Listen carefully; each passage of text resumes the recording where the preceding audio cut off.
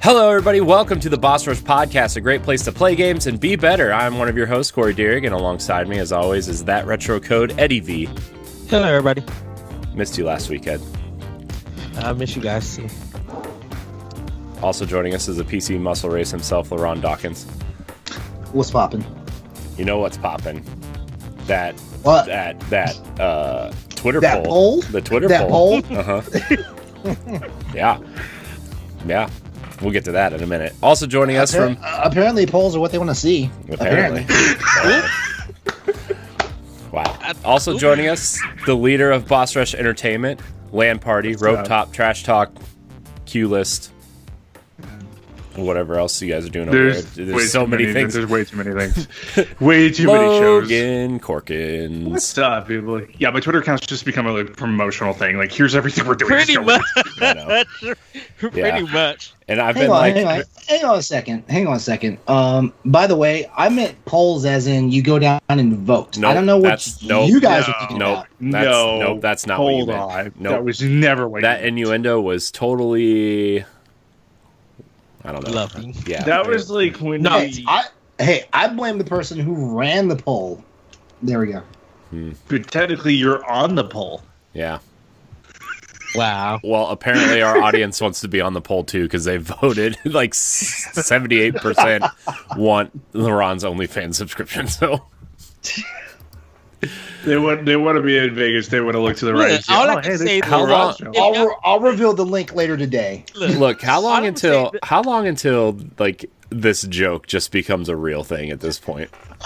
You know what I mean? Like how long are we gonna run this joke into the ground until LeRon just says... Who started that joke? Because I have my best friend saying, "Oh, you have one." It was the first episode. It was like the first or second episode of Crossroads where it was me, where we were talking about like feet, and then we started the OnlyFans joke, and then Celeste jumped in on that joke at some point, which is okay. The last person you would think jumped in on that joke.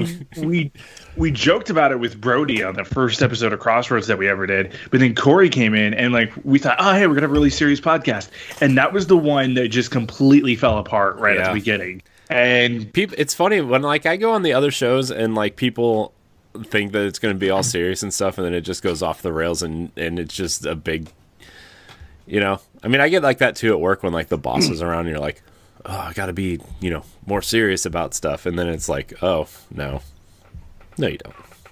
It's fine. Crossroads was fun the other week, by the way. Oh yeah, it was great. I'm trying to get on everything before Wednesday, because are you gonna come back your first week back? I mean, I might come back this week. Oh, yes. Maybe. We'll see. I don't know. I wanted to do... I've already started the show notes. Yeah. It's funny because, like, I'm in the Crossroads chat, even though, like, I don't really participate ever. And they're so organized and so just, like... and then, like, we barely go off topic or anything. Well, and then you go to the Nintendo Pal Block group, and I'm in there too, and it's so off the rails that there's actually a separate Twitter chat just for show notes. Now, hold up. We have good discussions in the Nintendo. Oh, you okay, Logan? Oh, yeah. I just ripped my headphones. We have good Nintendo discussions and snacks and stuff, and we get excited about a lot of stuff, and we talk a lot about games and Nintendo games and announcements. We just get hyped that way, and so we had to separate it and everything. You know, we can't help it if Nintendo's popping off. It's just really funny though, because like it's just funny. It kind of reminds me of the old days when it was just me and Ed and like random people going on Nintendo Pal Block, and like Nintendo Pal Block was the only thing Ed and I were doing at the time. It was like, man, this like that chat, and then having a separate chat for just the news and stuff is just like, this is the spirit of the show is still there. Why do I feel like Lasby is the one that made the separate chat for the news stuff? Would I be lying if I say it was? I'm pretty sure it was him that said, hey, can we make a separate chat just for news and notes? For David, yeah. We gotta give a shout out to David Lasby for all the things he's doing for Boss Rush Writing, dude. I mean, you guys have been killing it on the website. Yeah, I'm trying to fix the website to where the entertainment stuff has a writing segment too, because I mean, not to like whatever, but I know the entertainment side has kind of felt ignored, and Logan and I had a discussion about it, and like it has been. I've been doing a terrible job of promoting it, and you know, I'm trying to fix the website to fit more on there. There's an entertainment thing on there, and you know what I mean. Like I am sorry for that, Logan. You're good. The last 3 weeks have just been like total chaos in my brain. I'm like, I don't know what's happening to the website. Like I popped on the website one day and it just totally looked completely different, and I'm like, what just happened? But we just like we've been growing so much, and it's been like really cool. And like we just wanted to do more and more with Boss Rush. We've had so many great guests too from the Boss Rush family. I mean, we just had Jesse last week. Josh is now a regular with us, just to talk about the Bible Man cinematic universe. I mean, if Josh knows anything, it's a cinematic universe. Let's be honest. So Josh will randomly now send me a GIF of. We found this random GIF one night during an episode where it's just Bible Man is watching you masturbate. Oh God! Oh wow! He just randomly sends this to me now, like every 2 or 3 days. It's like God, oh, it still creeps me out. But we got a lot of cool stuff coming up, man. Now, LeRon, since I have you here for a second, and I'm not sick of. I know we have a whole show we gotta do. But Corey and I did talk the other night about Q List this summer. I know you've been dying to do some MCU. Yes. I think it's time to do Q List MCU this summer. I mean we've been trying to figure out how to do that at some point. You know, we're talking about it. MCU, man. MCU. It's a big universe. We start. The Office ends on Monday for us, and then Godzilla starts in 2 weeks. Yeah. Isn't there a list for the MCU of what the movies to watch? Yeah, I mean there is. I mean, it's not like a secret. There's also an animated intro already made for that one. Yeah. Oh, nice. Yeah, I've also like dabbled in making new logos for stuff, and that's one I was looking at, but I don't know, man. It's MCU is just. Oh, there he is. He's got a sandwich. I'm really jealous. Really jealous. I'm jealous. What? You just brought a big bag of Wendy's in. What are you talking about? What? I'm sorry. I'm sorry. I'm LeRon. I've got no sleeves and I've got big muscles, and I've also got my bag of Wendy's, and I'm gonna eat it, and I'm playing Monster Hunter. Do. Wow. I had to stop playing Monster Hunter to do a podcast. I feel so hated right now. What the hell? We only hate you because we love you. Thank you, Logan. But yeah, I do want to do the MCU stuff for sure. I do want to be a part of that, Logan. It's gonna be good. It's gonna be really good. Yeah. I know 3 other people who if you guys end up doing this, let me know. Wait. So are we going to shift the plans to Q List, or are we going to do our thing, Corey? Because I thought we had a thing. I know we do. I don't.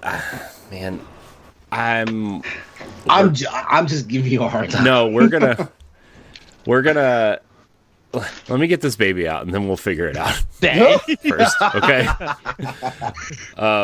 But yeah, we're gonna start getting more of the entertainment stuff on and through the website, especially because I know it's bossrushgames.com, which I should probably get bossrushnetwork.com too, and just have everything reroute there. But the writing, if we can add like that kind of stuff too, I think that's gonna bring in more visitors as well. Because we're approaching 5,000 visitors to the website for the month, and that is more than we've had in the last 6 months, I would say.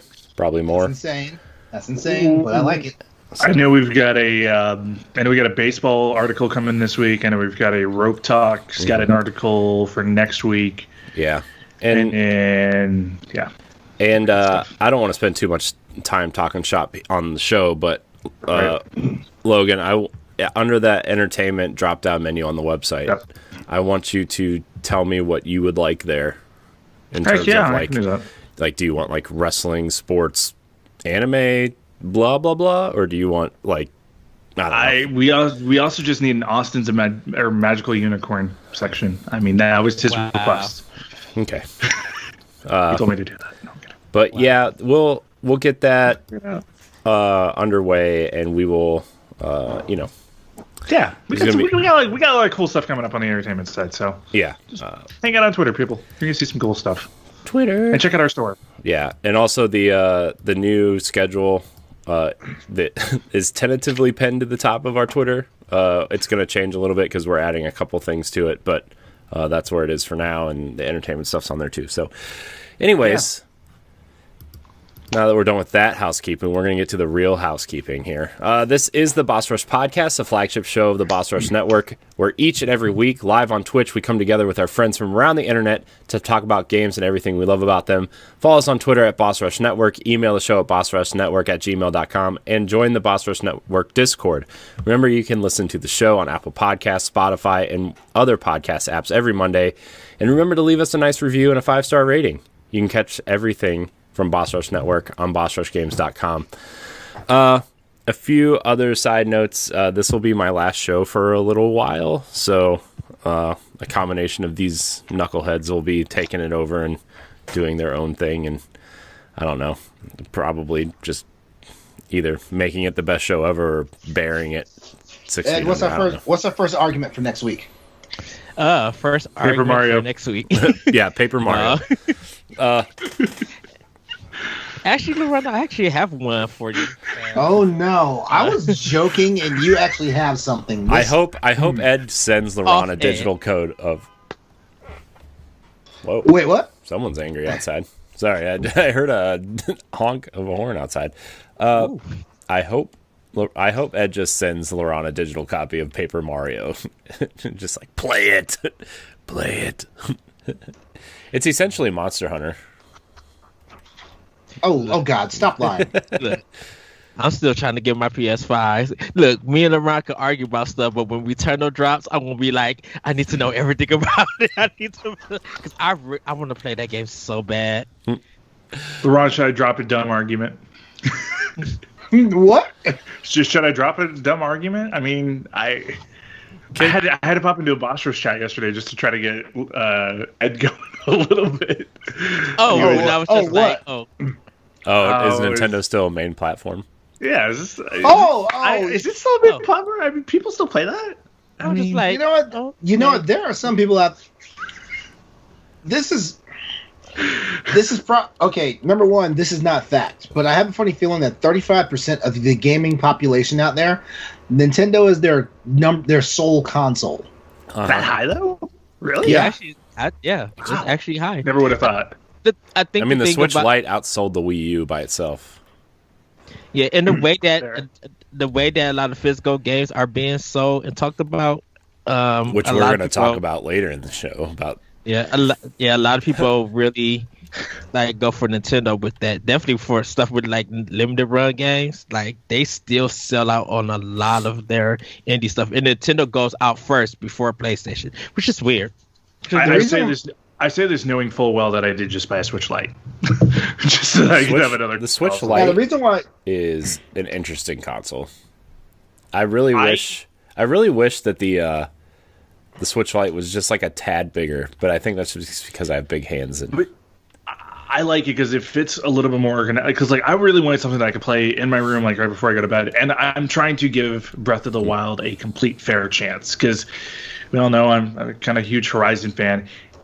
And I'm still trying to figure out why Breath of the Wild beat it for Game of the Year back in 2017. But like I'm playing all these games that like I haven't played before. Because you can climb anything, and that's where Horizon failed. You can climb up about anything if you can find it. You have to look for the white lines on the rocks. I'm just kidding. I love Horizon. It's yellow lines. I'm just kidding. I love Horizon too. I feel like Horizon lost to Zelda because it's Zelda. Yeah, because Zelda. Now that being said, the 10 minutes of Breath of the Wild I played, I do like it a little bit more than the 9 hours of Horizon I played so far, but not by much. Maybe like 2% much. I will say Horizon gets better once you upgrade that skill tree. I think it's Horizon's story. It's Horizon's story that they get you in. The gameplay, they're almost identical gameplay, and I will admit, I will argue that Horizon's gameplay is better. I think Horizon's gameplay is more Tomb Raider and Yeah, a little bit. like a little bit more Tomb Raider. I think Breath of the Wild is such a open game because to me, Breath of the Wild is a game of science because of what you could do with the physics, how you could do the bugs and get like people are still playing and finding glitches in Breath of the Wild, and it's very like fascinating to watch. Horizon is so put together and so like high quality. You really can't do much with it. It's a fantastic and beautiful game. I feel like with Horizon, or I feel like with Breath of the Wild, when the next game comes out, if they do it correctly, we're going to look back after the second game comes out and be like, man, how did we play Breath of the Wild? Because there's so much room to grow. Right. And with Horizon, I feel like the next game, there's going to be tweaks and probably one or two new mechanics, but like, it's going to be like, well, is it really that much different? Because, I mean, that's how games are built now, right? Is like you want to have games that, like your sequels need to feel similar enough for people who enjoy the series to feel like they're getting this more of the same with like a little bit of a tweak, right? And Nintendo's never really been that way to an extent, right? Like Breath of the Wild is the biggest change since it went from 2D to 3D, right? Like that's just... Yeah. It's fair. So. And go ahead, Logan. Oh no, I was just Guerrilla Games is, they had to prove a lot, and I think Horizon really like opened people's eyes of what they can do. Definitely with their engine, it was like how Kojima did with it with Death Stranding, and I think with their engine on PS5, like I feel like it's gonna really grow and stuff. And I give it to Guerrilla Games for Horizon. Oh, go ahead. So, Corey, I'm going to counter you there on Horizon Forbidden West. I don't think it's going to have just a few mechanic changes. I think they're actually going to build something really cool here with the underwater with the underwater combat system, because I have heard rumors that DC is trying to build a gaming universe as well, and the Guerrilla is up to potentially get the Aquaman game. And so if they can build a really cool system that showcases water combat in a way that because water levels suck across the board, from Sonic the Hedgehog all the way up through to Crash Bandicoot and all those great games, water levels just suck. So if Guerrilla can figure out a way to do it and to do it right, which I believe that they can, it's like, dude, that could be a game changer. And that's exactly what I think they're building. Can I ask a question real quick? How's gaming like really been around for like 40, 45, 50 years, like serious gaming, and nobody's figured out how to make a proper swimming mechanic?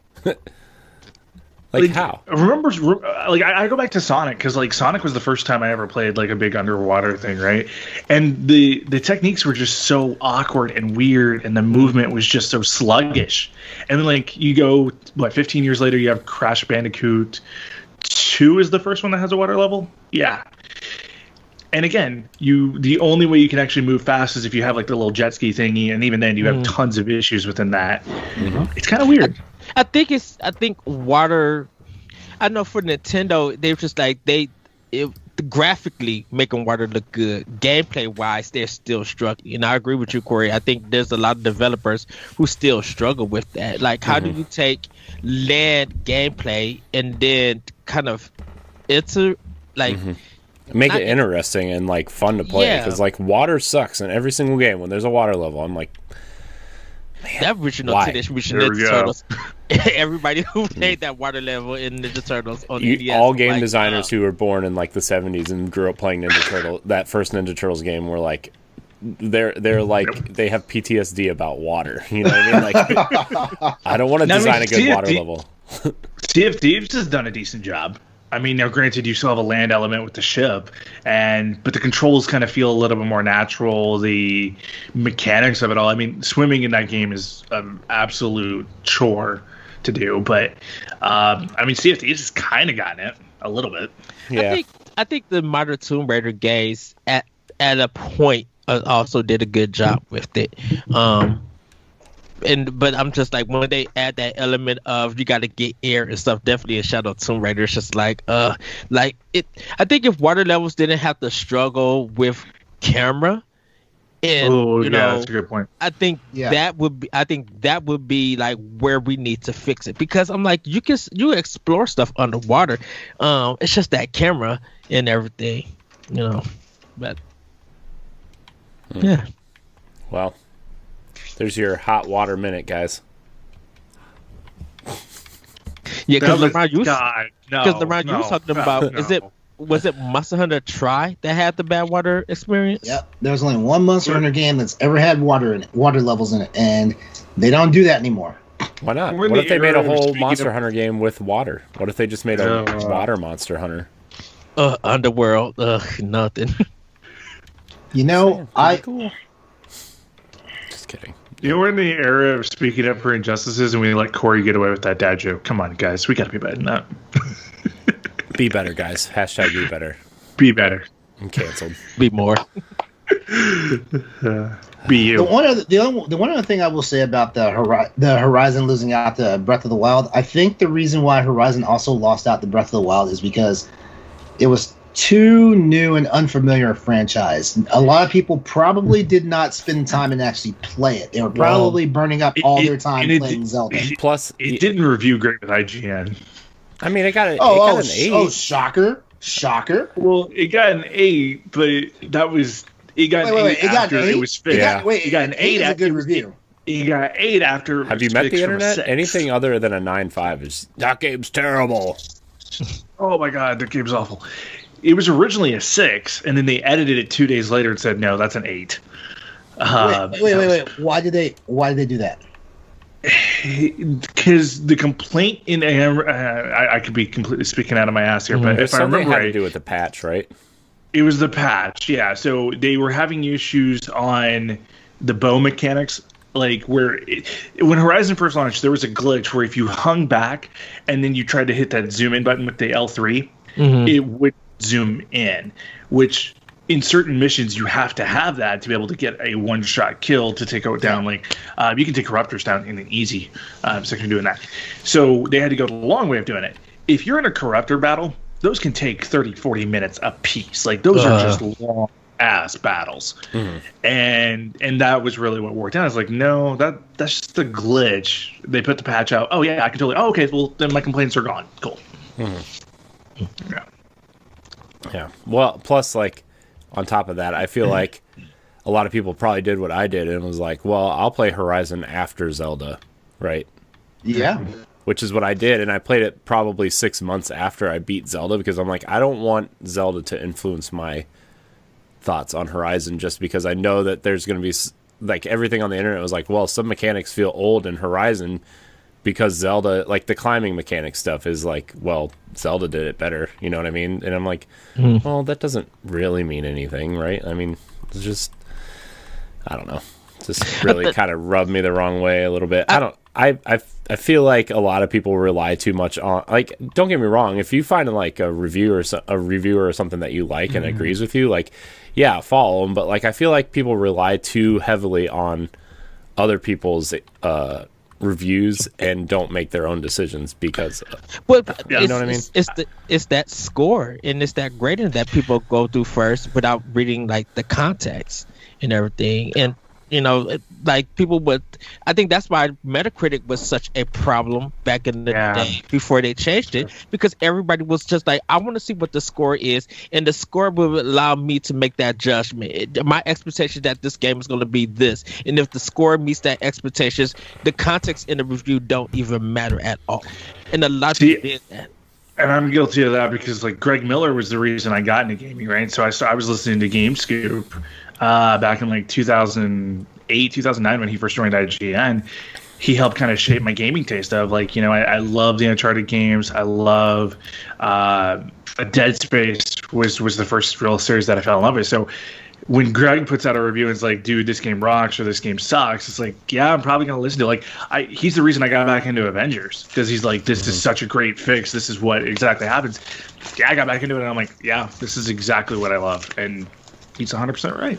Yeah. I mean, I dropped Avengers because like I wasn't really enjoying the story, right? Like I was really enjoying what was happening, but I encountered 3 crashes on Xbox One, like 3 total game crashes, and the frame rate was terrible. I'm like, you know what? When the next gen patch comes out and I get an Xbox Series X, I will return to it. And I returned to it, and guess what? I'm enjoying it. Now, I still think the game has some issues, but like I'm having fun, right? And that's what games are about, guys. They're about having fun. Yeah. Sometimes you need that 7 or 8 game. You don't need a 10 every time, right? Hey, we all need an Anthem in our lives, man. And I don't even think Anthem was that bad. I really don't. I have never understood the hate for that game. I think it was like the same. It's the same thing that the Avengers has, though, right? Is like, oh, you're going to the same place and grinding it out and stuff, like these similar areas and similar things, and it's like, well, I guess, you know. And it was really overhyped too. I mean, I have a real, true, genuine beef with Anthem. Hit me with it. They gutted the core Mass Effect team to make Anthem, and Andromeda died. That is my chief complaint about it, because guess what? I was going to get both Andromeda and Anthem, and after Andromeda came out, and I was like, what the hell is going on here? And I started doing the research, and I was like, wait, they gutted 60% of the Mass Effect team to continue working on Anthem? Mm-hmm. And that probably was the EA decision. I was like, y'all can die in a fire. What I think, and I was actually telling Corey this. I think Destiny is such high quality and has set the standard of doing live service games. Yeah, but the thing is like everybody. Sorry, I didn't mean to cut you off, Ed. But I know where you're going. But it took Destiny years to get where it's at, and people are expecting like an instant. Like, oh, it does everything that Destiny does on day one, and it's never going to be like those games are like the Division is still struggling with that, right? Like, even though they've done it better than most, right? The Division is still struggling with Rainbow that. Six Siege struggled for years before it became to what it is now. But like, you go back to Destiny 2, right? When Destiny 2 launched, I was super pumped for it because I'm like, okay, great. And that game didn't hit me at first. When Forsaken came out, that was when I got really heavily back into Destiny 2. I was like, this is the game I wanted it to be at launch. And right sometimes now, it just takes time. And right now, it's like the best place it's ever been in terms of grinding and things you can do mixed with, you know, like they let you grind the way you want to grind and really like pick and choose what you want to grind for and everything. Like it's in a good place. So everybody just enjoy the games that's coming out and have fun with them, because I know we got some topics and stuff we got to get to and everything. We do. Also, Ed probably has to be at work, so he's trying to move the show along himself. Aren't you, Ed? Aren't you? I want to show off my Monster Hunter goodies. My name's Ed. I gotta go to work, and I got a haircut. He just wants to get to the what we've been playing segment so badly. I know. I should probably start with Ed so I can go pee and take my snacks and put them away and check on my kid. Go to the bathroom. Wait, so you're gonna leave us to have to go? Yeah, that sounds like a great game. I mean, you guys can do whatever you want. This is. I'm just kidding. Ed, what are you playing? Ed, I love you, buddy. Well, kind of just want to show off the Monster Hunter collection. This is the amiibo of Magnum Mellow. Really nice. Okay, good. So I'm glad I did not spend all that money for the collector's edition now. Oh, it doesn't look good, or because no. What they put in the advertisement does not look like that. It's the render. It's the render. Yeah. Of it. But I haven't took it out of the box. They still got the 3DS. Wait, the thing in the advertisement is clearly the backwards from what Ed is holding up, isn't it? Like, isn't he facing the other way?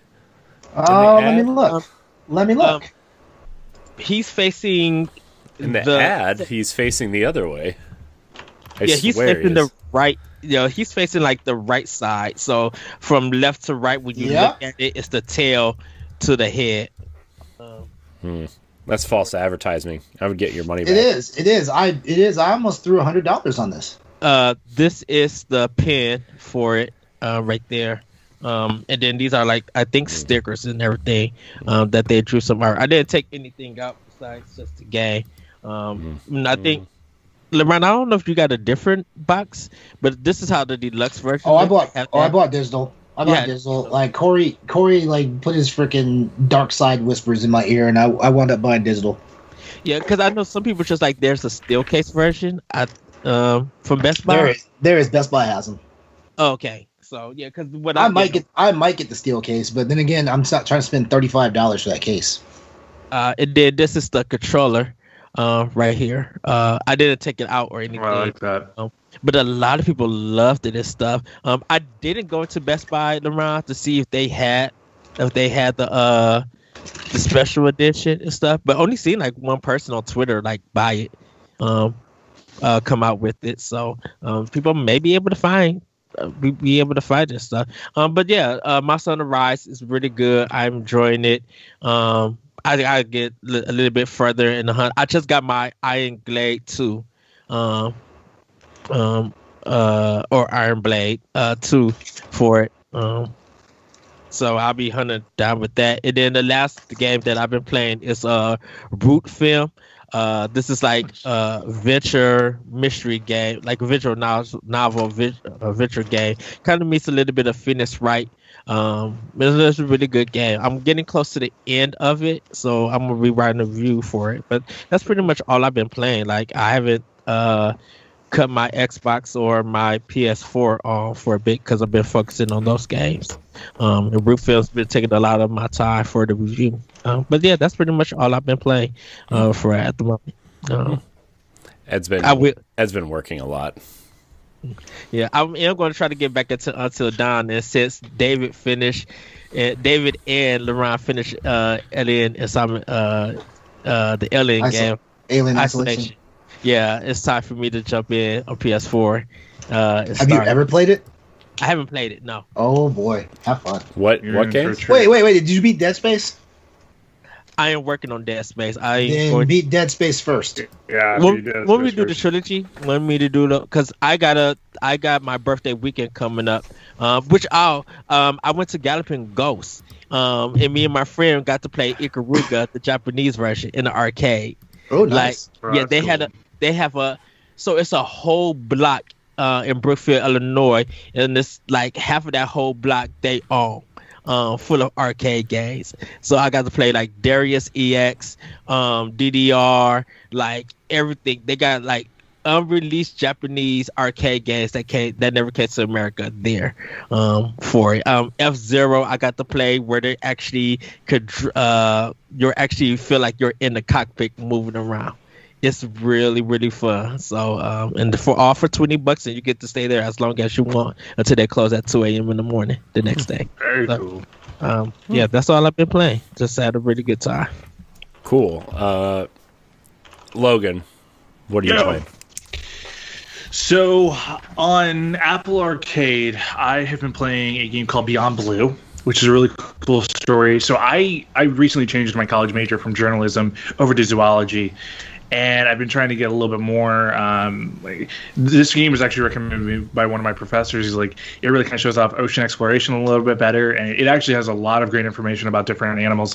But there's also a story in it of conservation, some really cool stuff there. So I've been playing that. I've also been playing a baseball game on Apple Arcade. It's really, really cool. And then I've been playing Avengers. I'm going to start Avengers on Xbox today. I've been playing it on PlayStation. And then I've been playing MLB The Show, getting ready for MLB The Show 21 coming out this week. The first time it's on Xbox. You buying it on Xbox? Nah, absolutely not. Oh, here's why. The Xbox controller is too weird for me for baseball because that's fair. Baseball for here, like where I can just be like this, it makes a lot more sense. I will probably pick it up on Xbox at some point, though. I'll just probably wait for like a $30 sale. It'll come to Game Pass when the season's over. Yeah, it legitimately will. And then I've been playing Octopath Traveler again, this time on Xbox. I absolutely love that game. That is such an underrated game. Can I tell you that all the Nintendo fans been telling Xbox players to play it? Like, and Square's been like... I bought it for Switch. I bought it for Switch originally, and I played it right after it came out on Switch. Square and Microsoft been like really heavily advertising that game on Game Pass. We're selling it together too. I mean, it's a big get for them. Like, huge get. All of this, all the Japanese stuff, right? Like now it's like, it's all like the Yakuza games, right, are there, and all the Kingdom Hearts games are there, and a bunch of Final Fantasy games are like. It's a big deal that these games are there. Dragon Quest 11's not there yet. It is. Oh, it is? Yeah, okay, that is right. I wouldn't expect you to know, Ed. You don't like Game Pass. No, I knew it came to Xbox, but I didn't know it came to Game Pass.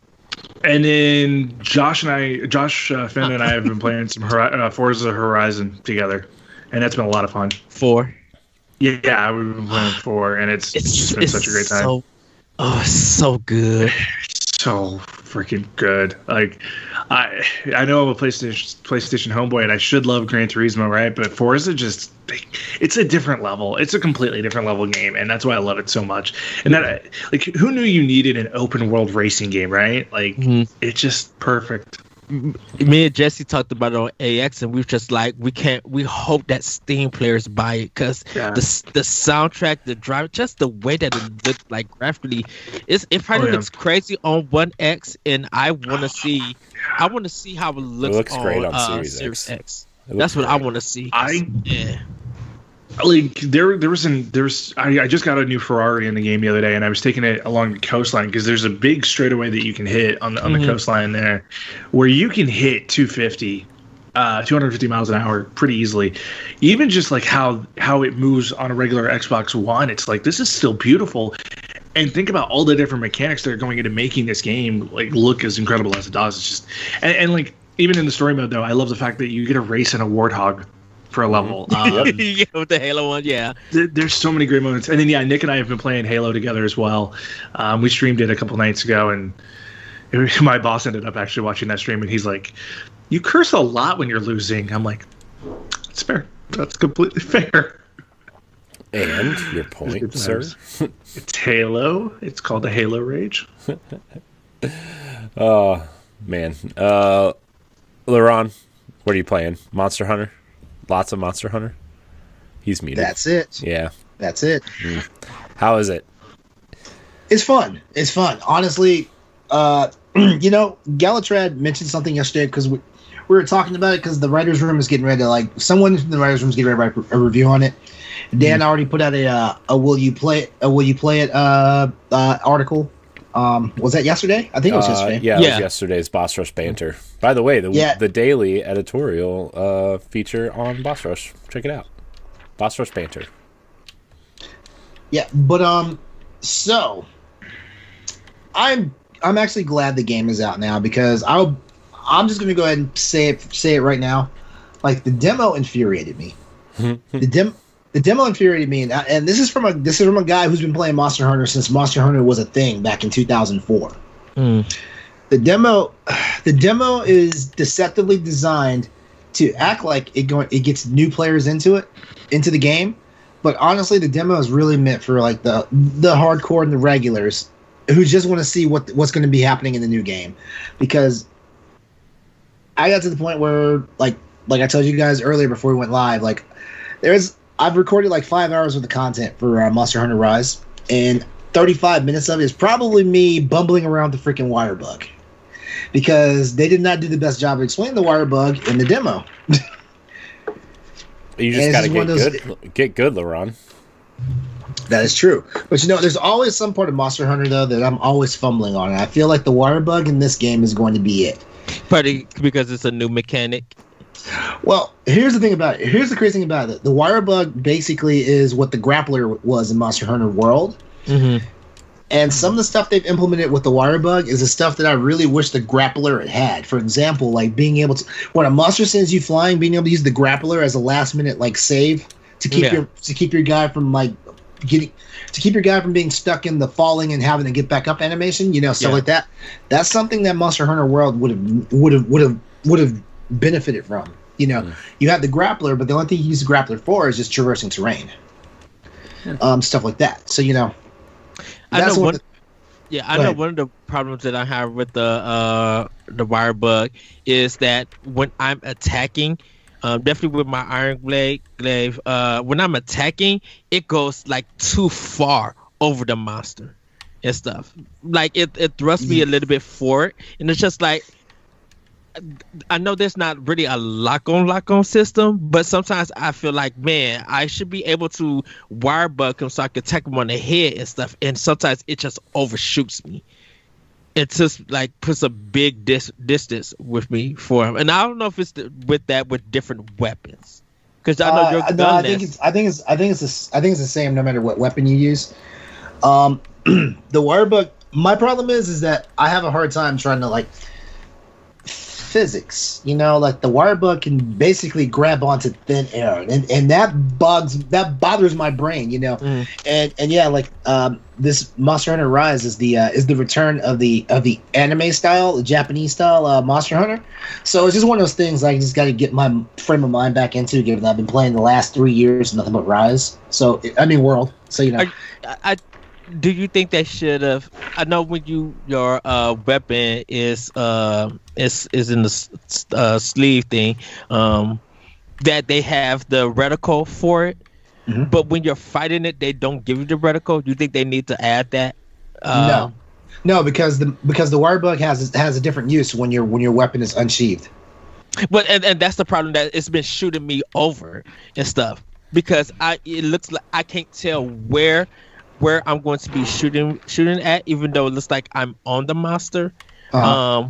And sometimes it'll just go and just do whatever it is, because I don't have that reticle to like actually put on the monster. Because I'm trying to attack his head or it's attack or something about him, and it's just, like I said, overshoots me. But that's when I'm working with a weapon.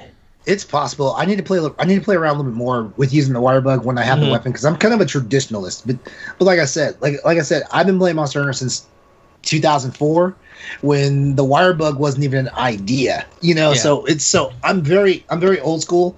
I do like the changes in Monster Hunter Rise. Like it feels like a melding of old school Monster Hunter and Monster Hunter World, which is great, because I was afraid it was going to be too much like the old school Monster Hunter games, and I was way too far removed from those games thanks to playing World for so long. But the game is fun. Honestly, I'm actually very impressed with the graphics. I've been playing it on my big ass 70-inch freaking 4K television, and it looks pretty nice. I can't wait for the PC version though, but you know, I'm waiting for you to get that PC and streaming it. It is one of the best looking Switch games I've seen in a while. Like in a long while. That's not, especially one that's not made by Nintendo. I think we have to owe that to the RE engine, because even my roommate's like a super tech guy. You think I diss the Nintendo Switch? He disses the Nintendo Switch. He does. He's actually one of those people that actually made me feel bad for spending the money that I bought a Nintendo Switch back when I first bought it and stuff like that. But even he was in here watching me play it, and he was like, man, he's like, this is probably one of the best looking Nintendo Switch games I've ever seen.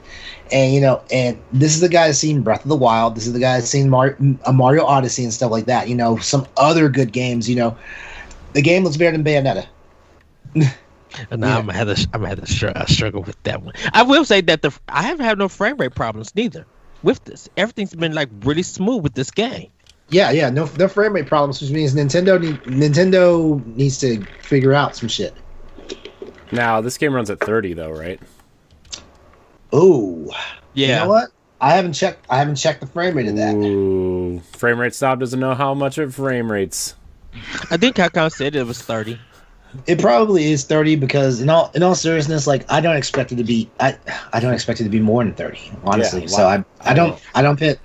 I think plus with so much going on and everything, like I'm not worried about a 60 frame or anything. No, if they want to do it for Switch Pro, fine. But I'll say this, like this is not a compact game. There's so much content in this game. Mm-hmm. This is not compact at all. So I mean, like, get ready, because you're gonna waste at least, on average, 4 hours on your first sit down if you're just trying to like just get to like stuff. And I'm not saying like get started with the game, just trying to get to stuff. Mm-hmm.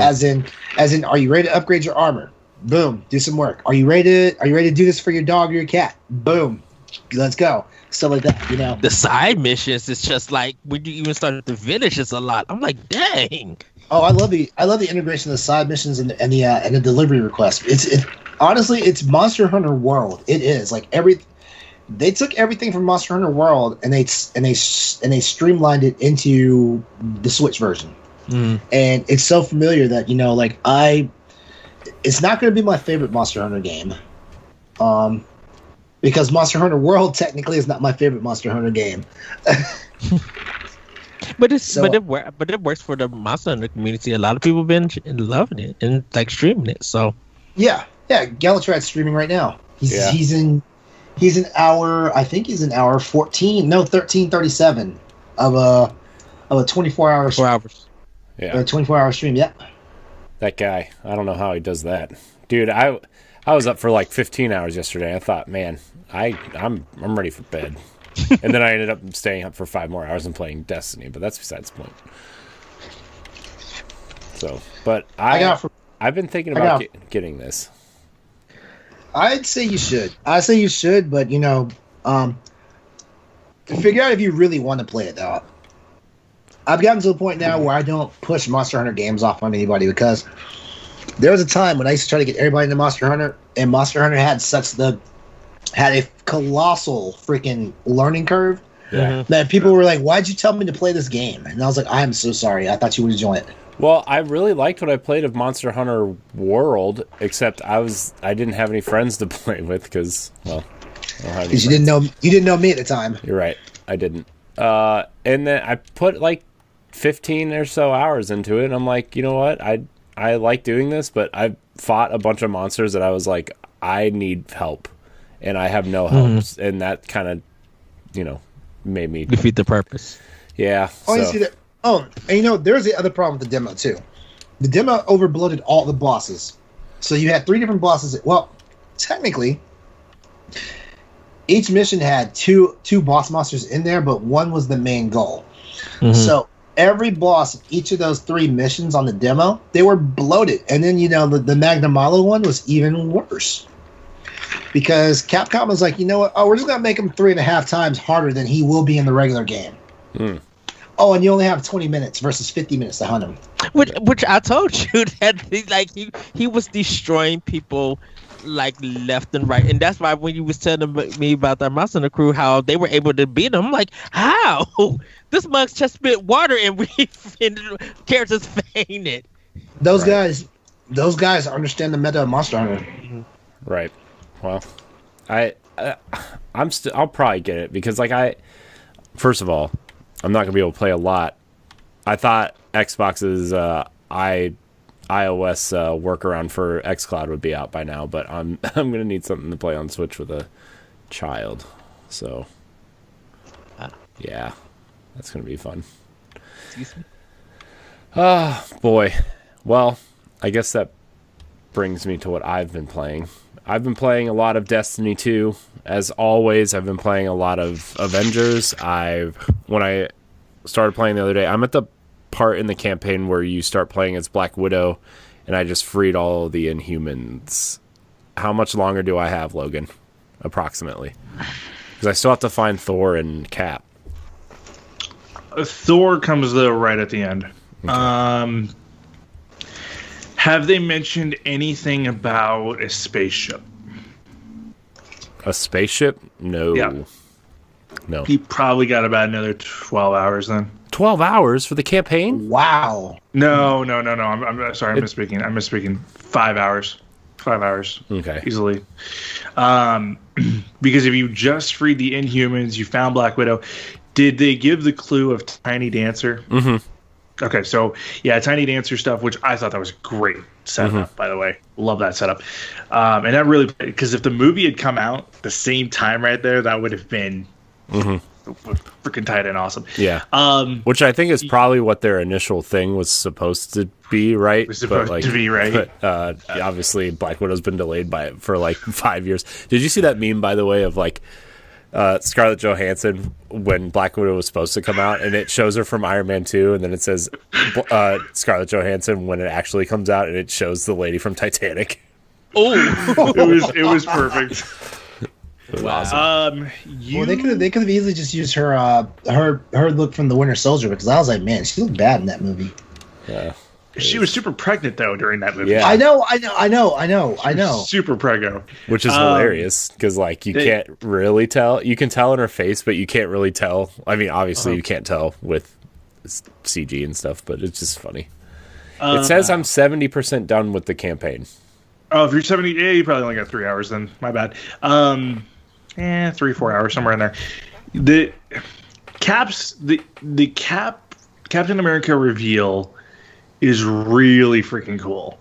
But yeah, you are going to have to go into Tony's one of your next missions. Then is going to be you're going to have to rebuild Tony's suit lab on the ship, and when you rebuild all that, you get a really cool suit. Now I didn't use it past the one mission because aesthetically it looks cool. Functionality, it has no function. So you're going to get a suit that's going to help you find where Cap is, and it's kind of a big moment. And then maybe at the end of that, maybe you find Thor. Who knows? Yeah. I'm excited to play as Cap because I love Cap. I love Cap. What I wish they would have done with Cap, because I think from a combat standpoint, absolutely. It's ridiculously slow to move with him, though. Yeah. Especially if you're having to cover the long terrain. That's why I like Iron Man, is because they use the same click mechanism that they used in Anthem of hitting L3 to be able to fly. I thought that was a great idea. Cap is the worst to move around with. So, like, I play a lot with Thor. I play a lot with... Now I've been playing a lot with Kate Bishop because Kate Bishop has the arrow mechanics from Aloy. Yeah. And, she is voiced by my girl. Or, my favorite voice actor. Tomb Raider, which is what this game made beforehand. Fair enough. Sorry. So she has like a quick dash ability, which I loved. Cap just has nothing. Yeah. Cap's just like, okay, I'm jogging. I feel like Cap should be faster. Like, Cap should be fast, like, in terms of movement, because he's a super soldier. Black Widow is faster than him. It's just like, that doesn't feel right. Yeah. Yeah. Although Black Widow has been my favorite so far. She's really cool. I actually love playing as Miss Marvel as well. Yeah. Because I see where they're going to introduce Spider-Man at some point, because I think they're going to use the same mechanism that they used for Miss Marvel there. I'm really freaking pumped up for Black Panther. I mean, that whole section coming to the game is going to be... It's free, too. It's free. And they're talking like it's a 6 or 7 hour campaign. Yeah. It's like... That's for next year, right? No, it's this fall. This year. This fall. It's going to get delayed.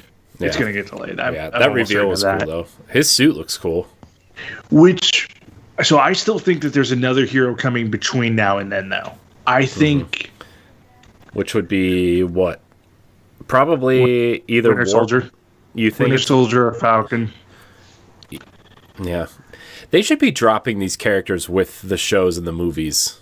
I mean, I know they're separate, but they should be, right? Like Kate Bishop should have come out this winter when.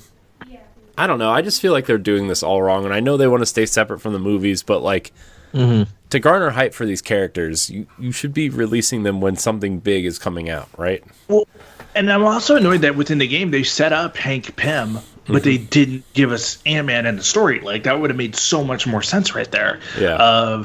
You have the Pym particle, like we talk it like that. That's a whole part of the game is you have to go get more Pym particles, and that should have set up for us to get Ant-Man within the game, and then we didn't get. And like it's not a hard because like Ant-Man's a character, like he's going to be a character, right? Like he's good. Yeah, he's on the list of people that Marvel gave us. Like Square Enix has the permission from Marvel to put him in, whether they do it. Yeah. I wonder if Crystal Dynamics, like after the original game finished, they split the team off to make they said whatever new project. And there's a really good interview on Game Informer if you haven't watched it about what like the game was when they came out, and they delayed a lot of their initial plans to kind of adjust the game to player feedback, right?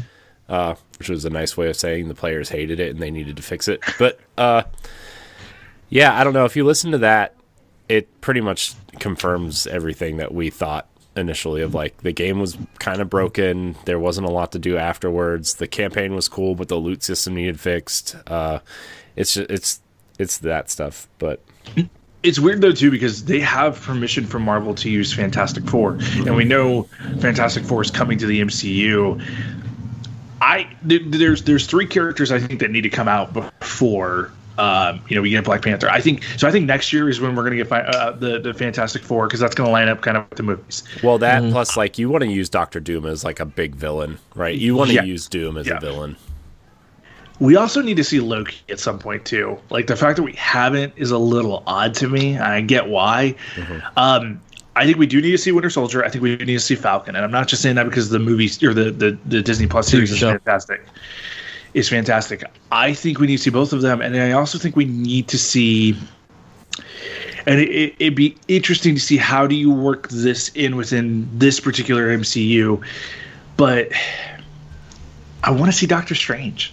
Like there's opportunity there for sure. I feel like Doctor Strange. Like with the base characters, you can clearly see like the archetypes, right? Like when you go to Destiny, comparing this to Destiny, right? You clearly have 9 archetypes, or 12 now, but 12 archetypes for the subclasses and the classes and everything.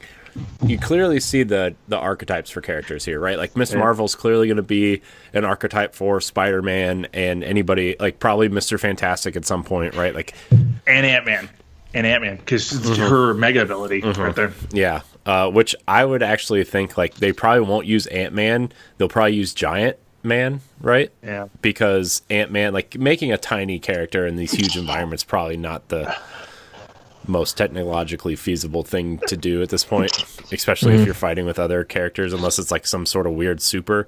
I don't know, but like Iron Man is clearly going to be War Machine, probably Falcon, probably Doctor Strange, probably. I think we're going to see Pepper Potts in the game too. Yeah, there's a big Easter egg to her towards the end of the game that it's like the rescue, they set that up pretty well, right? Or Captain Marvel probably at some point. So, but you can clearly see that. But just to kind of get back to it, I'm enjoying the campaign. I wish the loot stuff was less there. I mean, it's interesting, but like the way they have it implemented is not like they shouldn't be implementing it the way the Destiny does, right? It should be a totally different thing.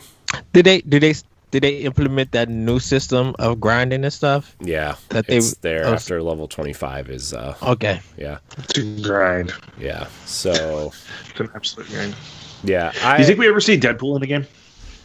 See, I don't know. Because I keep debating on that one. Because like Ryan Reynolds has showed interest. He said he wants to voice Deadpool in a video game. Yeah, and this would be a great spot. They own the rights now. Mm-hmm. So, but I've also been playing a lot of Destiny. I've been trying to finish some of these quests before this kid comes, because I probably won't be able to play a lot, or I'll play a lot more. I don't know. So that's kind of it. I also dabbled a little bit in Marvel Ultimate Alliance 3 again, because I was like, that's a good one. I'm like, if I'm enjoying Avengers, but I want something to play in handheld, maybe I'll just re-download it. And it's fine. It's fine. It's about as much as I can say for it. Also trying to work my way through Mario 3D World still. I'm on World 4, trying 100% it all. So, yay. It's fun. Whoa, my kid is awake. Nap time is over, everybody. About an hour earlier than normal. So we have a few topics here, and then we're gonna play a game of video game 20 questions. So our first topic here is kind of a worrisome thing for PlayStation fans, especially who have gone digital mostly. The PSP, PS Vita, and PS3 stores or their online services are ending, and a lot of people are worried about what's going to happen to their digital purchases, because apparently the way it's connected to your PSN is different from the way that PS4 and PS5 is connected to it. And I guess I want to know what your guys' thoughts are on the online access closing, but what does it mean for a digital future and preserving these games? Because you can't really play any of these games anywhere else unless they've been the 5 games they chose to remaster for PS4. So, Logan, go ahead. Did you guys see the patent that PlayStation got this week? Which one? So PlayStation got a patent to take PS1 and PS2 games and put them in digital context. And this is something that's going unnoticed. It's on IGN's website, where basically they have now the tool to be able to take all the PlayStation and PlayStation 2 games and put them potentially in a library, similar to how like Nintendo Switch did with all the Ed. What is that? Is like the Nintendo Switch Online service, their classic stuff. The classics. Virtual Console couldn't keep that name. That was easy to remember. I don't think this is actually going to be a huge issue. I think PlayStation realized what they were doing right before they did this. Of it's going to suck for like 6 months, and then PlayStation's going to come at us like maybe E3 and say, hey, here's what's coming at the end of the summer. We're going to put all these games available on PS5, and we're going to do something similar to the PlayStation Plus collection, where you can play all these games for free if you have a PlayStation Plus account. This is going to be our Combat 2 Game Pass, and we're going to raise the price by $5. And I will totally pay for it, because I think that would be a smart way to go. To me, there's not enough people still playing Vita for them to keep warranting the server maintenance and everything like that. It's not a huge deal. I really don't think this is a big deal at all. Yeah, same. I think the cloud will probably play a part in it. Like, they probably will move a lot of this stuff to the cloud, and if you still got your PS4, then at some point in time, when PS5 is more available, you'll be able to play all 4 system games on a cloud kind of service with it. And if it, depending on how the license is going for PS3 and Vita and PSP, how those games are, if those licenses are still, on that digital service, I think that will probably play a part in it. I don't think this is a big thing into it. And plus, if you own a PS3, like for me, I still own like a lot of physical games, and I could just hook my PS3 up and play. The physical thing isn't the problem. It's the people who have gone all digital, right? Because there are some games that are only digital only. Mm-hmm. Yeah, and there's games stuck on, like, I went digital on PS3 and PS4, right? Like, I have everything I have is digital pretty much, except for a few choice games that, just in case the world ended, like, I would like to have. But also, let's be honest, if the internet died or one of these companies went out of business, like, we'd probably have bigger problems than worrying what game we're going to play next. Yeah. So, but the thing is like, there's still games on PS3 that are locked there. Like the Killzone games are locked there. Infamous is locked there. Resistance is locked there. Sly Cooper is locked there. The older Ratchet games, when they HD'd them, and the Jack trilogy are locked. Like, there's so many of these games. All the old God of War games are locked there. It just feels like a lot of games are locked there, and like PlayStation refuses to put them out. Did you see what Jim Ryan said though? Like, how he doesn't understand why people want to play old games. It's like, because they just sell them. Like, not to bring Nintendo up, but it's just like, sometimes when Nintendo puts out an old game, or even just like Super Mario 3D World, like, yeah, that's a last year game, but people went out and paid the $60 to buy it. So people are still going out to play. But still that's also play because 10 games. times the amount of people own a Switch than they did the Wii U. But also, but to Nintendo's point, look at the Wii. Look how many games people lost when the Wii store shut down. The Wii store did the same thing 2 years ago, right? Like, I mean, there's games that were on the Wii, what was it, the WiiWare store or whatever, that you just can't play, literally can't play anywhere else. There's an exclusive Castlevania game there. There's an exclusive Contra game there. It's just like, there's exclusive games there that people, they're gone now. They're just gone. Yeah, I think I think with Sony is, get this stuff on the cloud and move it to the PS4 and PS5 and everything. A lot of them are on PS Now, but PS Now is not a viable service. It's not a good platform.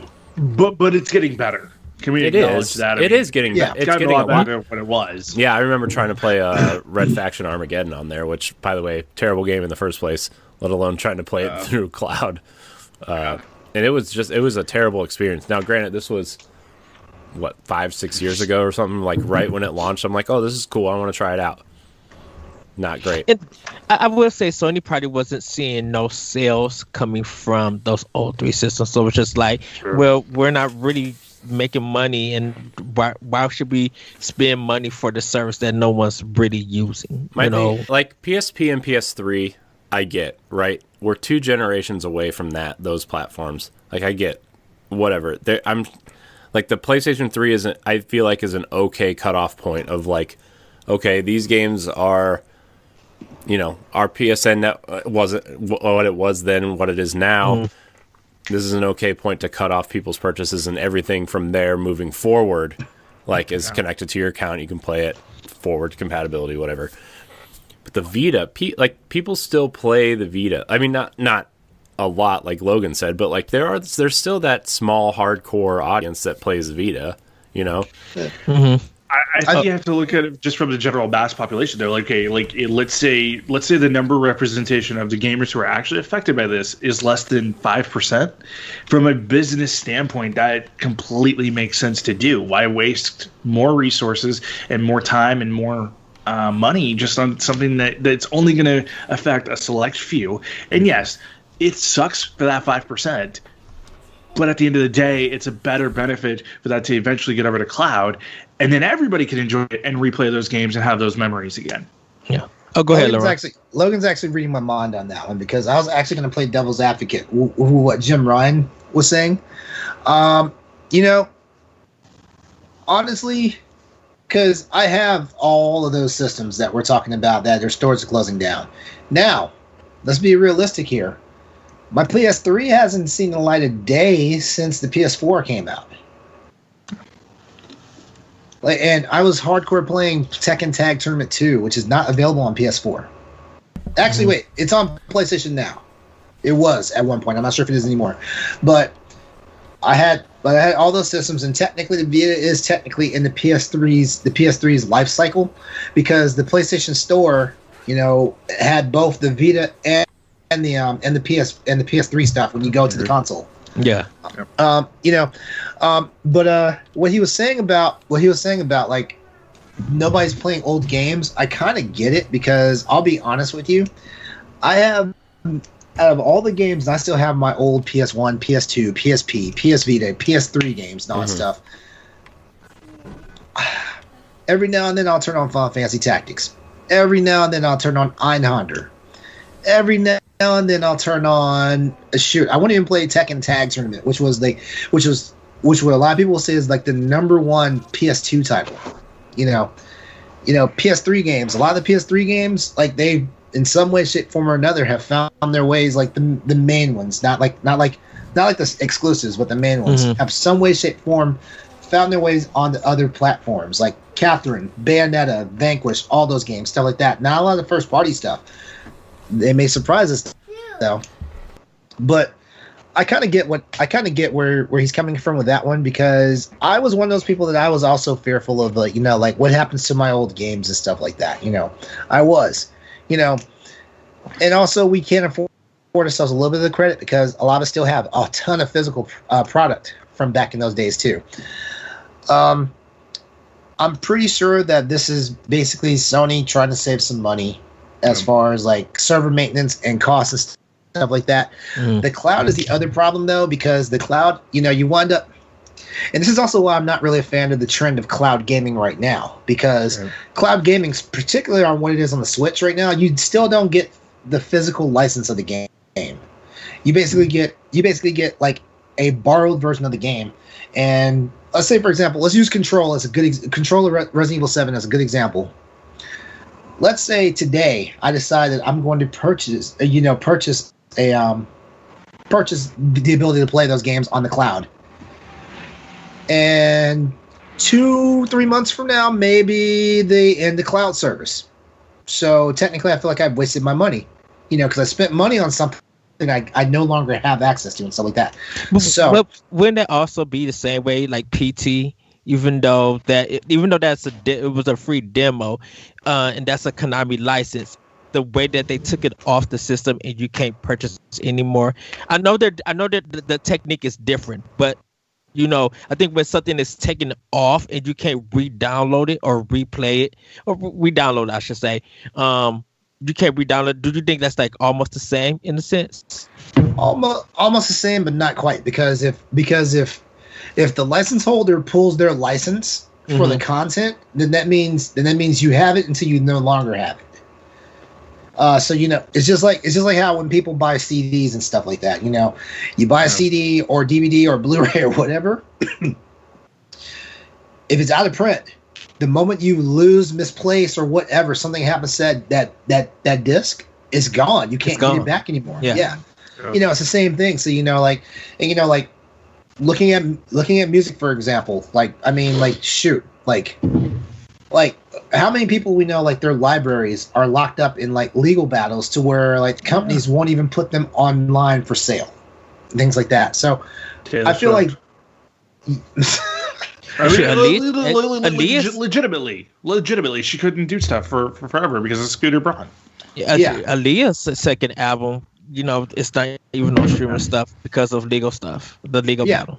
Yeah. So, but anyway, to rein this back into the PlayStation stuff, I think it's a cost cutting measure, and also if you look at what's going on with Sony right now, Sony has been doing a lot of cost cutting measures on the digital platform. Like they cut out communities, they cut out they're stopping the music and the movie rentals. Mm-hmm. They're doing a lot of cost cutting on the digital side.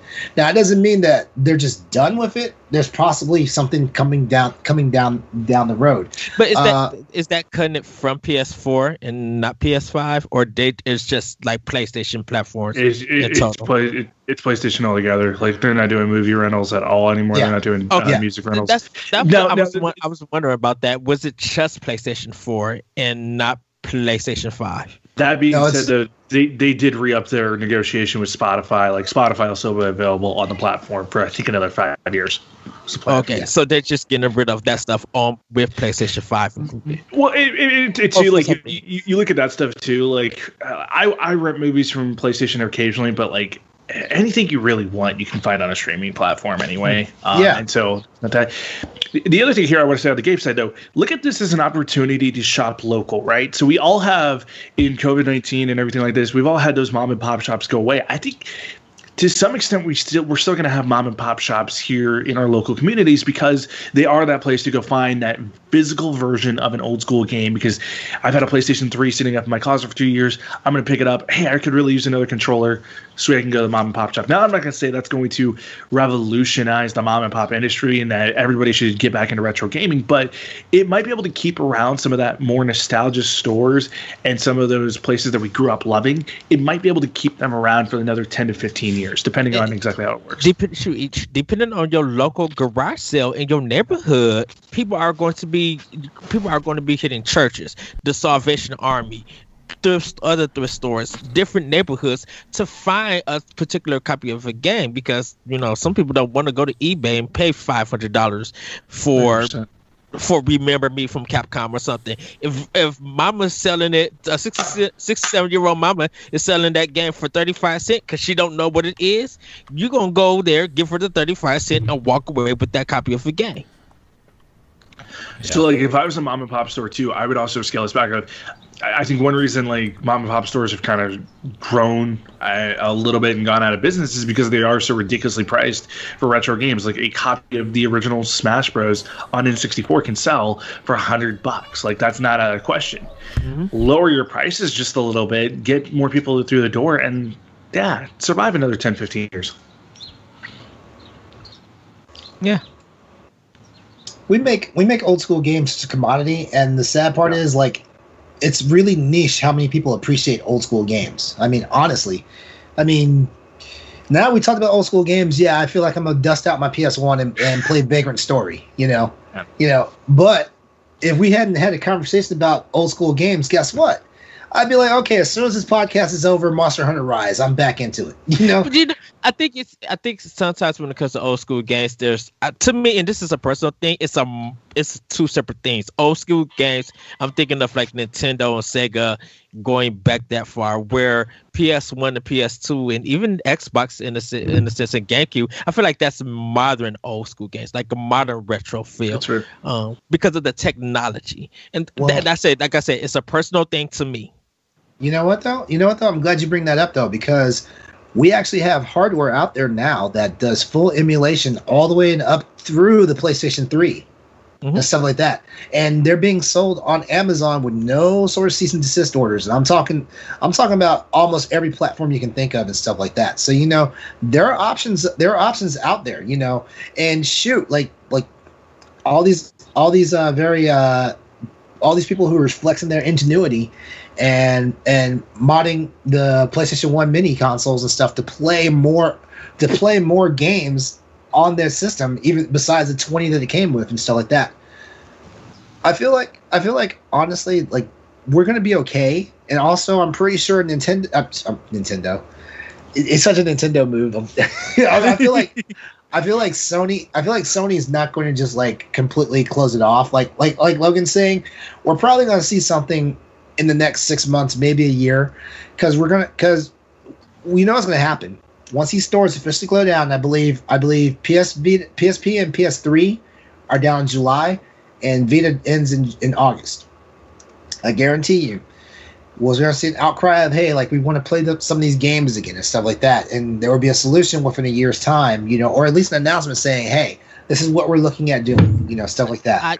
I agree with you, LeRon. I say even by March, probably even by March of next year, since all of these changes are happening. I say probably around about this time, or even going into April, that it will happen.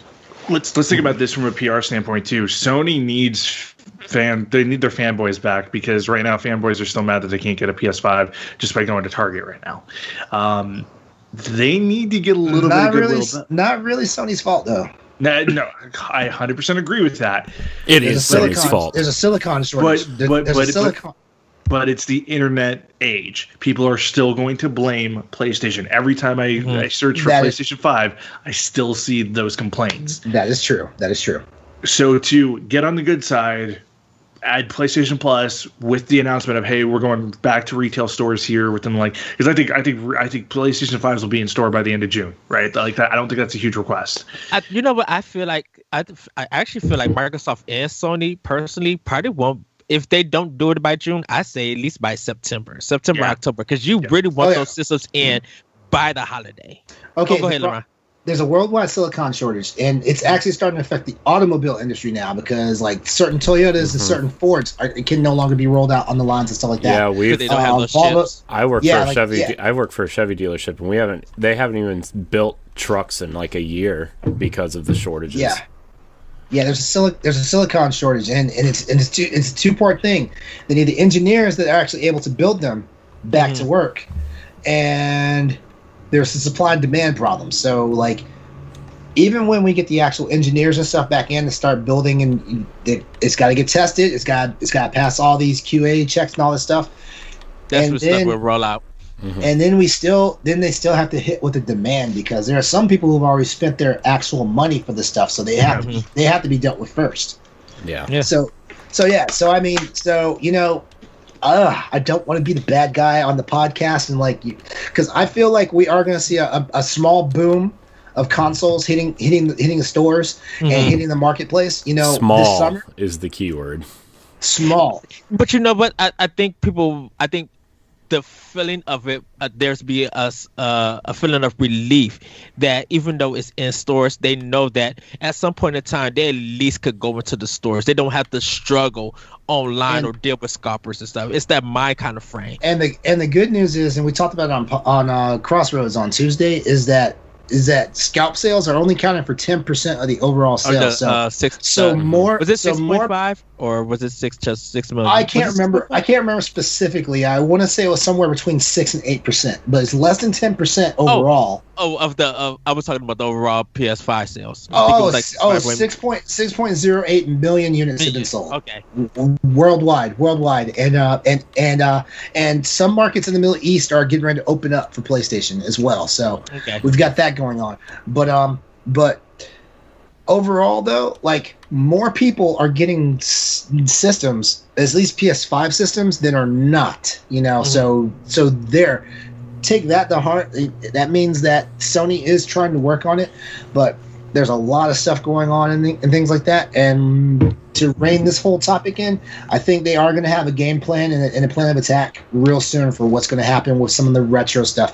Because I mean, if you look at PlayStation now, there's a ton of PS2 games that you can play on the platform. There's a ton of them, and I guarantee you, with the whole, we're getting ready to roll into the whole Xbox Game Pass thing. But with the way Xbox Game Pass has literally been jumping their backyard fence, popping them in the mouth, and then jumping back over the fence, I have a funny feeling Sony's got something up their sleeve. They just need to figure out how to implement it, how to make it work, and how not to piss off their fan base, their client base.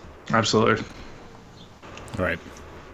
Well, I don't know. For me, just to put a bow on this, I love the thought of owning like retro and classic games, but at the end of the day, Oh, me too. I mean, I would love too. like one day to just have like a whole wall full of like all these old games that I used to play or loved or whatever, but like realistically that's not going to happen. And like as we roll into Game Pass, like I love Game Pass. I think it's one of the best things that you know anyone's ever done for gaming. But like at the end of the day, the only 3 games I've been playing the last 3 weeks aren't even on game. Well, Destiny is, but like they're not even like Game Pass related, and I still don't remember the last time I truly played a game that was on Game Pass. It's like Netflix at this point. You're just comfortable having a subscription to Game Pass just in case. Having access to it, but not actually having. It's too convenient. Yeah, And I think that has always been my struggle with Game Pass. I'm not saying that it's a bad service. I think it's a great service for people who missed out on a lot of games from the past that's been on Sony's platform or that's been on these on 360 that people didn't find interest in, because during our different generations of systems, people have different interests in games, and different genres were just bigger and stuff. Well, to that point, it's like it also provides people a way to play games that they are interested in but didn't want to pay $60 or $70 for. Like Outriders is a perfect example of a game that's like, I want to check it out. I played the demo. The demo's not great, but if I don't have to pay for it, it's coming to Game Pass day one. I will play a little bit of Outriders just to, you know, get a feel for it and say, hey, if I like it or whatever. And then like when a game goes on sale or if it's leaving Game Pass, like if I like it enough to support the developers, I'll end up buying it. Or like when indie games hit Game Pass, which is an even bigger deal for me, is like if I'm enjoying playing this indie game, I'll turn around and I'll buy it on Switch, right? Like just to support the developers, right? So yeah, and I know for me, I think because the reason I kind of stay for Game Pass, and I always say this, is that a lot of the games that's on it I've played and I still own to that very day. What I root about Game Pass is that when stuff that I've owned and played comes to the service, I'm always like, please go out and play this. Please show these developers and these publishers why we have been ripping and raving about these games that you guys now have the opportunity to play. I think one of the biggest struggles though with Game Pass is that how many people are finishing games off of Game Pass, not before they take them off, but I'm like, you got a ton of 100 games, but how many that's the thing. That's the thing though, is like you can download it and play it for a couple hours, and if you don't like it, you can move on to the next game. Like that's the beauty of Game Pass. I've tried so many games on Game Pass that Ed, you know how great I am at finishing games. Yeah, because because sometimes I feel like, man, Game Pass is a great service, but I don't want it to feel like it's a rental service to some people. Even though some people may see it that way. You know, we're talking about Game Pass right now. We're getting ready to talk about Game Pass as the next topic. Y'all didn't tell me that. We're already there. Y'all didn't tell me that EA Play is now on the PC. Yeah. And is included with the Game Pass for PC. Yep. Yeah. Better download that Titanfall 2. I'm about to download that Fallen Order. Oh yeah, that too. Play that too. I'm not downloading that Crisis though. They can forget that. Why your PC weird. can't handle it? You know what? I don't know. I should use this as a benchmark for my PC. That's hilarious. That question is like 15 years old at this point. And it's like, well, they remastered it, so can your PC still run Crysis? I don't know. Did EA do Crysis remaster, or was that independent?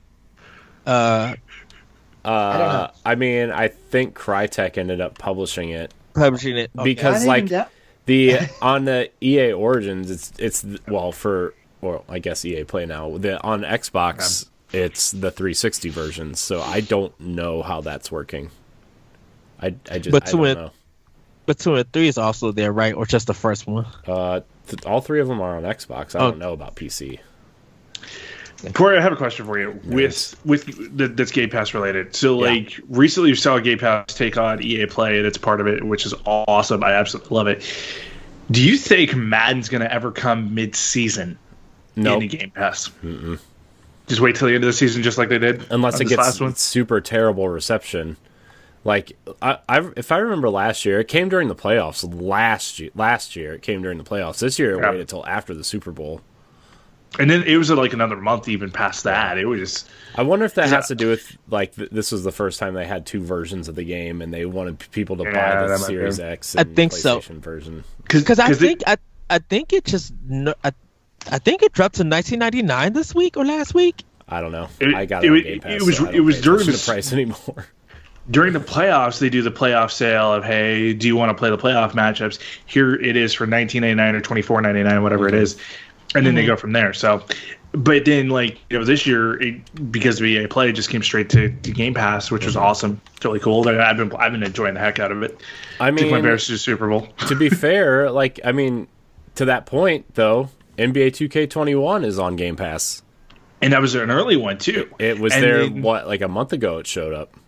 And then PGA Tour 2K or 2K21 PGA Tours coming. Yeah, I think they said to kick off June. Yeah, so that's only 5 months after release. Yeah, which is huge. Yeah, so I mean, I don't know. I know EA wants to suck up as much money as they can before they put stuff out, whatever. But yeah, I don't know, man. I just don't know. I think go ahead. I think it's a 6-month kind of thing. Like after 6 months, they'll put it out before it hit EA. They try to make as much money as I can, and then they'll hit the EA Play stuff for it. Well, I wonder also if it's a license issue too with their licenses, because I know that the Star Wars, Squadrons was pretty quick after release, but Jedi Fallen Order was almost over a year. So. Then I think it's because of how much sales it was doing or how popular it was. I mean, it was pretty popular. Fallen Order was pretty popular, but I think sorry. Or go ahead. I was going to say I think they did it because of the Xbox Series X and PS5 releases were coming soon, which, by the way, are not part of Game Pass. Wait, what was that? The Jedi Fallen Order. Yeah. So I think here's my hot take for the week, right? I think Ubisoft screwed themselves by putting themselves on Game Pass. Here's why: because they were building a decent enough subscription-based service that it was like, who? Who? EA. Oh, EA. I think EA kind of screwed themselves by putting it up, by teaming up with Game Pass, because they were building a pretty decent subscription service just on their own titles. It was cool. I mean, it didn't have a ton of stuff, but you can still do the premium one where you get everything day one through EA. But this is the one problem though. I'm just like, EA did the same thing for Stadia, and look how that turned out. Well, Stadia is not even doing it. Stadia didn't even trust in their own games, let alone. True, but when we think about this with like EA and Ubisoft going to Game Pass, I'm like, y'all put y'all stuff out for Stadia because y'all believed it more. I thought it would have been smart for them to go with Game Pass first, then do Stadia, because Stadia at the time still didn't have their stuff together, in a sense. See, I would love to know the number, and I know that it's astronomical. How many EA Origin is it Origins? Is that the premium now? Is it the premium service? I don't know what it is. I honestly have no idea. But okay, look at how many people are playing EA Play right on Game Pass versus how many are actually spending that extra money to subscribe to it. They can't be making any money. They just can't. Everybody that I can think of would rather wait until it comes to Game Pass, play it there. Like, gamers aren't in a huge hurry unless it's just a blockbuster title. Let's face it, EA really doesn't have those. I mean, Fallen Order is an exception, but like Ubisoft is kind of in the same boat, right? Like, so like Ubisoft is coming out with Rough Riders here in a few weeks, which is awesome. Can't wait to play that. That's going to be cool. But like, nobody's jumping at the bit of like, oh my god, that's going to be my game of the year. But that's what they're spending so much. Rough Riders. What is that? That is the steep spring version, basically. So it's going to incorporate snowboarding. Are you talking? Oh, sorry, my bad. I keep. Wait, hold on. Riders Republic is correct. Riders Republic. Yeah, it is correct. There was Rough Riders was originally a title that was thrown out. Sorry. There was rumors that was the original working title of that game. like nobody's sitting there saying, "Oh man, I have to play this day one." Like it's going to be a cool game. I've had the opportunity to test Steep, right, and I've gotten to play a little bit of Riders Republic, like just the snowboarding part. They haven't given us anything in like the alphas to test, but it's like it's going to be a cool game. But it's not going to be anybody's. I have to buy this game day one. So Ubisoft, EA are both at this point where it's like, I think they're losing money by even keeping their streaming platform going. They should just give it to Game Pass and say, Game Pass, you guys clearly own this market. Take it. I think the thing with EA is that they don't care if they're losing that money because they're making it in microtransactions. The FIFA Ultimate Team. Surprise mechanics is what they're calling it. Well, and they're gonna explode again in 2 years with NCAA football. Like, yeah. I mean, NCAA football is going to fund EA. It's like. And Corey, I don't know if you remember the story from last year of EA actually is going to have competition now for the NFL because 2K got their rights back. Yeah, but it's not a simulation game, though. It's not a simulated game, but the NFL is again looking at the EA contract because the EA contract's up in 2 years for Madden. And with the new collective bargaining agreement, like we saw just the huge TV deals come in where like the TV deals are now worth $10 billion a year. Like EA is going to have to pay through the roof to get the simulated rights to the NFL. I mean, it's going to be a similar but different enough thing like the NBA or not NBA, the baseball stuff with MLB the show. Thank you. Yeah. Jesus. You know what? Because I think MLB the show is a consistent thing, and with Sony making money because their engines and that gameplay has always increased in being better. Where Madden and FIFA and EA Sports stuff, their online stuff has been problematic year after year. But people don't care about that, and it's right, and people don't care about that stuff. They will still buy that game because it's the only offer when it comes to sports games for them to play. So in the middle of the console life of the PlayStation 2, right? That was when 2K was running the baseball scene. You had Triple Threat Baseball, and then you had 2K, and 2K was owning it. And then what was it? 2008 was the first year San Diego Studio started producing the show. They just lost it because it was a whole fresh idea. And I think that's what's going to happen here with EA and 2K because 2K has the frame rate. 2K also owns the rights to a little game called Blitz. They bought that from Midway years ago, and they've never touched it. And now that they own the non-simulated rights, Blitz could come back, and Blitz would be a huge seller if they can do it right. Right. Yeah. Yeah. And it may be name alone. It may, when we talked earlier about the reviews and stuff, people may just overlook that and be like, "Oh, my favorite series of arcade sports is back. I'm going to buy it and play it." Yep. Because I mean, look, I'll transition this really quickly to the WWE for a second. So WWE 2K21 was a abomination of a game, right? 2K20, 2K19, they all sucked.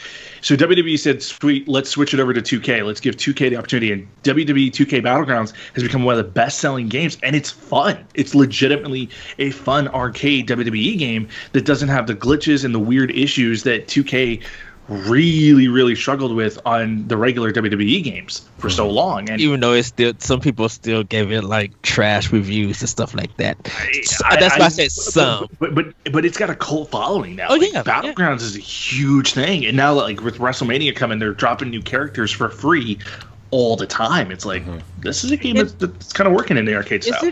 Isn't AEW with Ukes? Yeah, AEW is with you, and that game's going to be weird because it looks like they're trying to do like there's two AEW games in the works. You have a version that's supposed to be similar to WWE 2K20, then you have a version that's supposed to be like Battlegrounds.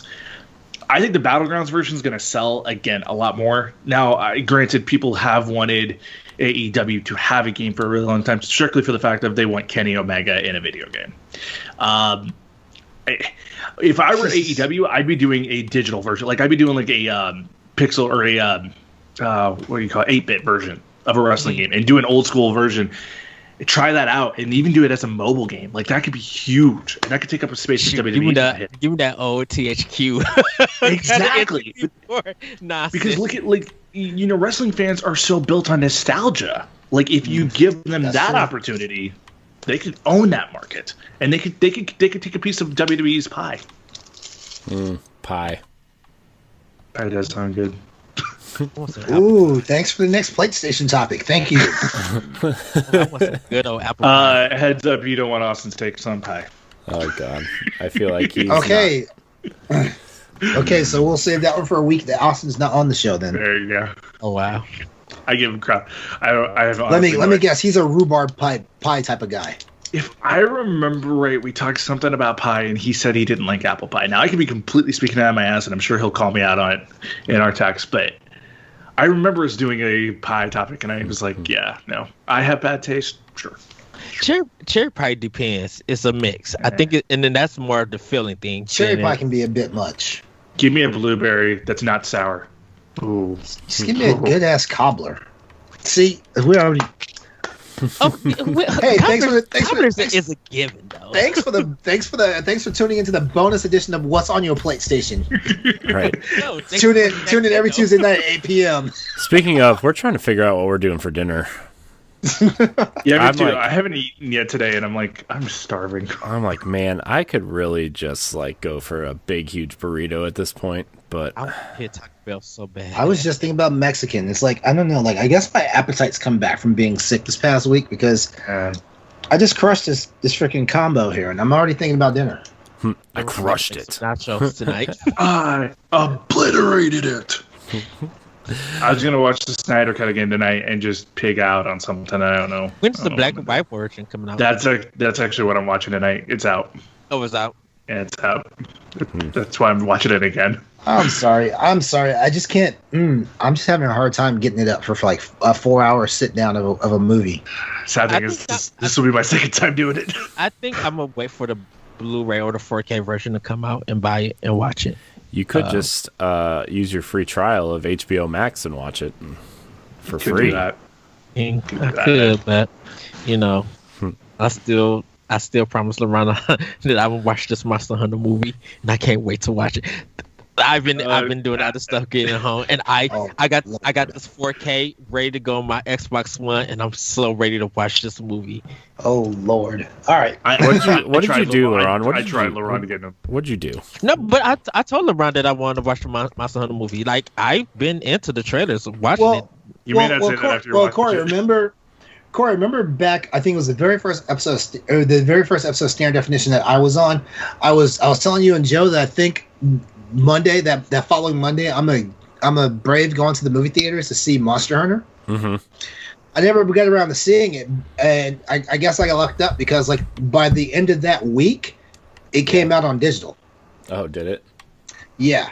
So I watched it at home, and then I was just talking about like, you know what, like it actually did better than I expected. I didn't have low expectations. I just had no expectations. That's the easiest way to not be disappointed in something. I mean, that's fair. I was going watching it in our theaters, but they closed all up. They closed them all in my area. They may have opened back up now, but a lot of my places around here was closed. I know. Like everyone has Paul W.S. Anderson fatigue, and they have Mila Jovovich fatigue, and stuff like that. I get it. But I was like, this is fucking Monster Hunter. This is Mila Jovovich, so I'm going to watch this movie. And I was thoroughly entertained. The creature effects are amazing. They actually got the monster movements and all that stuff right, in my opinion. They had some surprise showings from monsters I didn't expect because I didn't see them in Monster Hunter World. So, spoiler alert, there's monsters in this movie from previous Monster Hunter games that were not in World. So, there you go on that one. I'm excited. Like I said, I'm excited to watch it tonight. And it was actually entertaining. And it looks like and it helped me fill in some headcanon for what was going on in Monster Hunter World because they had guest characters show up in the Monster Hunter World game, like Behemoth from Final Fantasy XIV was in the game. The Witcher and 2 of his bad guys were in the game. Things like that. And it helped me fill out some headcanon. So if you guys have nothing going on for like 90 minutes, just watch the movie. You might be pleasantly surprised. Yeah. And I think that's how Ed kind of got onto this. Because I definitely say if you can, watch it in 4K HDR if you can. Yeah, my Xbox and my TV is all set up for it, so I'm gonna watch it there. And that's why I would like the Snyder Justice League, because I never watched the original Justice League movie. I never saw it either. Yeah, I still still haven't seen it. 4-3. Isn't that like a It is. Yeah, it is. But it's good. It's so good. So be ready. So be ready to see black bars on the side of your TV. That sounds like I bought a widescreen TV and I would like to use the whole thing. And that's oh my God! Well, are we back in 2002 now? Oh, no. Yeah, we're like, for whatever you would get a full screen DVD for some sort of gift, and you're like, yeah, you would just look at it and it would say full screen at the very top of the screen or at the top of the box, and you're like, well, I used to have to buy like the full screen version because I didn't have a widescreen TV. Well, nobody had widescreen back then. You know what, Ed? I still bought widescreen even if I had a full screen TV because I'm like, me too. There's more to watch. Yeah, widescreen is the way the cinema is the way it was recorded in the movie theaters. Yeah. So you're seeing the full frame of the scene. The scene. Yeah. See it's just an old thing for me. People didn't know better though. They were like, what? Why would I see like the black lines on the top and the bottom of the screen? That's stupid. I think you miss like a third of your you miss a third of your scene if you see it the other way. I think that's why when the Snyder cuts come out like on media, I think they'll hopefully they add the widescreen version. They won't. It's so weird because like when you see like the full or widescreen version of Wolverine, you just see Deadpool the entire time on the side flipping him off. I mean, it's just crazy. I need to buy that second Wolverine movie again. It's on Disney Plus. You could just watch it. I don't know. I want to see. You don't need to buy stuff, Ed. Like you can do it so much cheaper. I mean, I'm a media. Have you not learned anything from COVID? Did we just not talk about? Don't go to stores, man. Did we not just talk about digital media being gone? It's so convenient, you know. Like I don't buy every Burger Ice special, even though they're all amazing. That's the roll of the dice you have to take in this. Yeah. We're in the wild west of media right now. Like you don't like it could be here today, gone tomorrow, back next year. Like, you just don't know. Look, I love you guys. I'm about to head out and go to work. No, Ed. No, Ed, you're not allowed to go to work. Daddy LeRon. Be like the guy that your job finally got rid of. Look, I'm the only black male that's in the store. I have to. We went from 50% we went from 100% of black people to 50 to 50 now. Wait, what? You're the only black male in that store? In the whole store. You hired a white girl. Did you hire a trashy white girl? Is that what you did? Is your name Tammy Lynn? Tammy Lynn. Oh my God. Does the white girl that works at your store, do they have two first names? Like Mary Jo or Mary Lou? Yeah. Not yet. She says she's going through a phase because she's only dating black guys. Not yet. We had a Lisa, but she's leaving, and that's a whole nother story. But you don't have two names. You can't stay. Well, well, everybody who's watching, guys, find me on Twitter at @ThatRetroCode. Check out Nintendo Pod Block. Boss, I will talk to you later. Logan, I'll holler at you. LeRon, I'll holler at you too. I love you guys. Yeah, hurry up and start Monster Hunter. Hurry up and start Monster Hunter. Yeah, I'm about to go. Yeah, when I get home, I'm gonna fix my pizza and my drink and get ready to watch it. I'm about to find Dan and reenact that meme that he put up on Twitter yesterday. Which one? The one. Oh, dude, it was great. The one. You know, the meme. The one from the David. Dan put up a meme. It was like because his story link went up about will you play Monster Hunter, and then he put a response on the tweet saying LeRon while observing Dan playing Monster Hunters, and his guy home dude from the office is cracking up. Oh wow. Oh wow. And then I was like, and then I was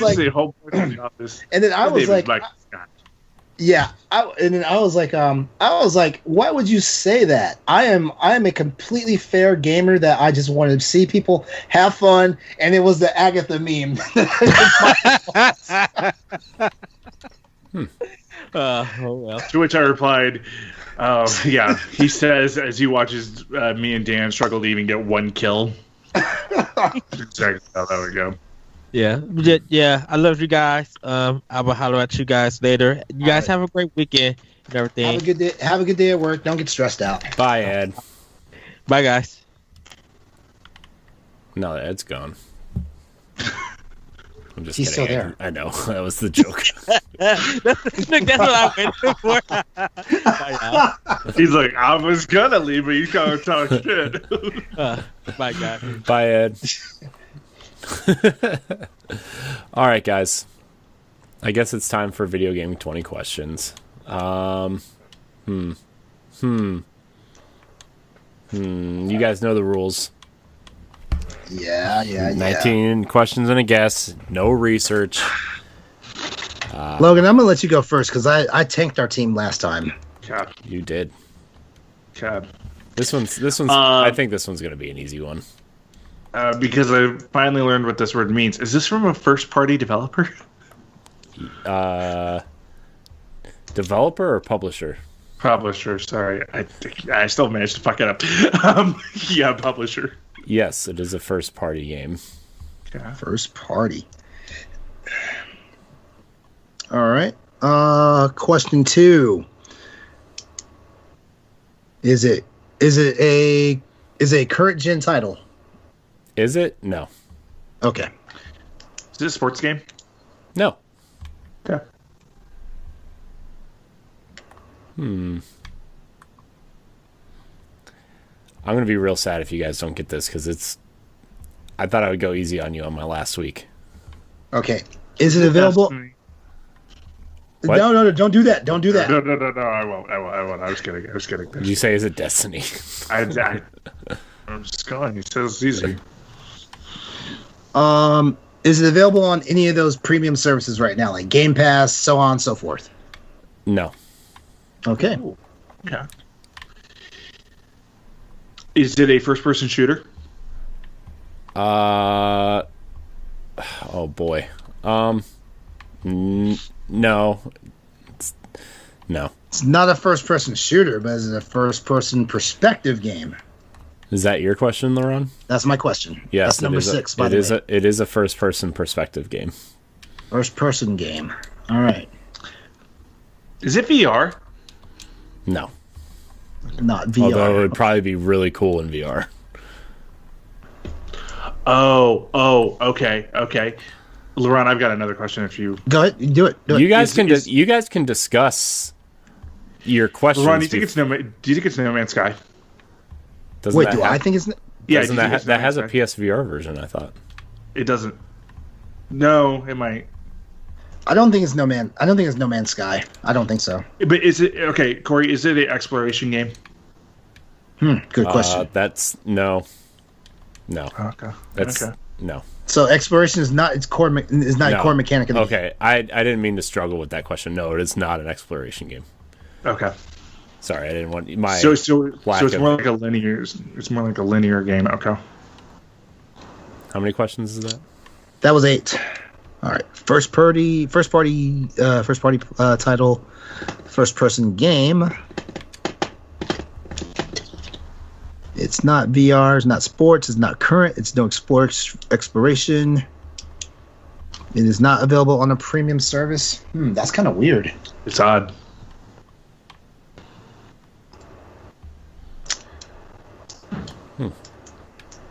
Yes, it is odd indeed.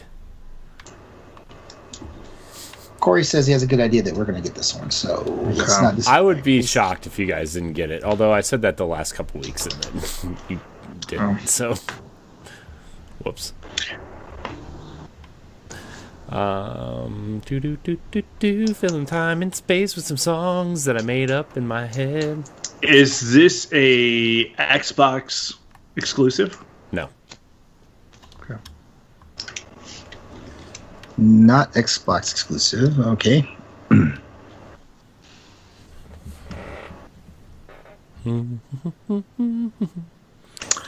Oh, you know what? Oh. Is it considered science fiction? No. Question. No, No. no. No. Is this a mobile game? So Is this a mobile game? No. Yeah, is this a mobile game? Okay, dang it. I was thinking Pokemon Go for a second. Because like that hits criteria. God. not mobile. Wait a second. First party game. Oh yeah, I'm a dumbass. I shouldn't even ask that question. I just realized. I'm a dumbass.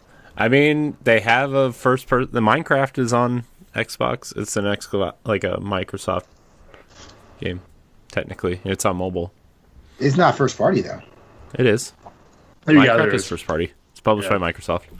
Published by Xbox Game Studios. Big old splash screen. Oh, it is. Oh, okay. I don't play Minecraft, so I wouldn't know.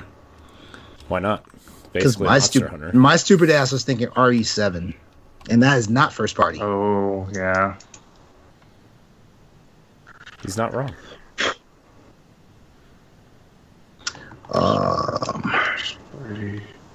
Like, and the thing is, like, Nintendo doesn't really have any first-person games that I can think of. They said it's not sci-fi, so that kills Halo. That kills Halo altogether. Yeah. But it's not Xbox exclusive either. So. Yeah, Halo has been Xbox exclusive for a few years now. That's fair. That's fair. Well, the main Halo games. Yeah. And Master Chief is Master Chief Collection. Halo 5 is still an Xbox One exclusive. Yeah. For now, until they come out with the Halo Master Chief Collection 2. No, at that point it'll just be the Halo collection, and they'll just port all the games into Halo Infinite, and they'll all run on the Halo Infinite engine. He said not sci-fi. It's the first person. It's the first person that's throwing me off. Yeah, first party, but not sci-fi because that kills Halo. That kills Metroid. Yeah. Does it? It does. Wait a sec. First party. Wait a sec. I'm just kidding. Yeah, first party. Yeah. First Stop party. Stop trying to confuse me. Why? That's the point of the game, is to stump you. All right, Logan. We're 11 questions in. Yeah, and I'm gonna tell you, I don't think any of the answers you have are like really helping you. You have not asked the right questions. Did not ask the right question. I mean, would it be dumb to ask if it's turn-based? I mean, I feel like that's a dumb ask. Yeah, that's a dumb ask because it's a dumb ask because it's first person. Not a lot of turn-based games are first person.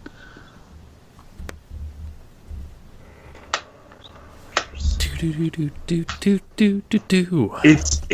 that first person first party. That's what's strong. I feel like this is why do I feel like this is a damn Nintendo title?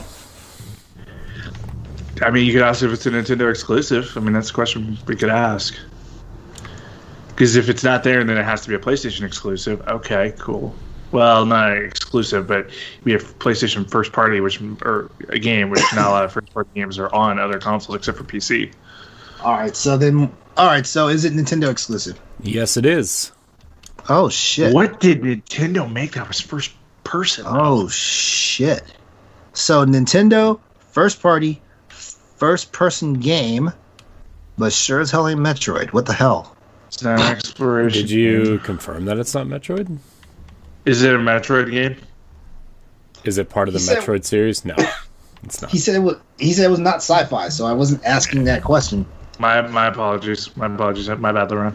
That's okay. That's okay.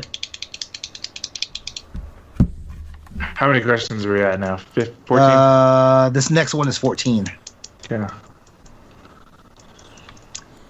First party, first person, Nintendo exclusive. Jet Force Gemini, was that a freaking first person game? No, it was not. It was not. But that was also sci-fi, so that would have been a dumb question. Yeah, and Star Fox is sci-fi. Wait. Corey. What? Technically, horror games are sci-fi, but is this a horror game? No. Not horror. What about, okay. Hey, could it be like a game like Splatoon? Because Splatoon has a first-person mode. But no first Wait, person. is that your question for me? No. Yeah, that's for you, LeRon. Okay. Like, yeah, I wasn't like, thinking Splatoon. Because it wouldn't be that. Because it wouldn't have we already asked if it would be a first person shooter, and also Splatoon is current. Oh, that's true. Yeah, Splatoon is current. First one wasn't. Was it? What was it on? Wii U. It was on. Yeah, Wii U. It was. I thought Splatoon was a freaking Switch title. Splatoon 2 is. Okay. But did Splatoon 1 actually have a first person mode? That's the real question. I don't know. Does it? See, because he said it wasn't. Okay, I'm just gonna give you this. Splatoon does not have a first person mode except to look around the city, which I wouldn't really consider a major first person mode. Because like it's not a sports game. Because I was kind of thinking like there is a boxing mode within Wii Sports. It could have been. Wait, did we ask if it was a shooter? Yeah, we did. Okay. That was question I like 2 no. or 3. Okay.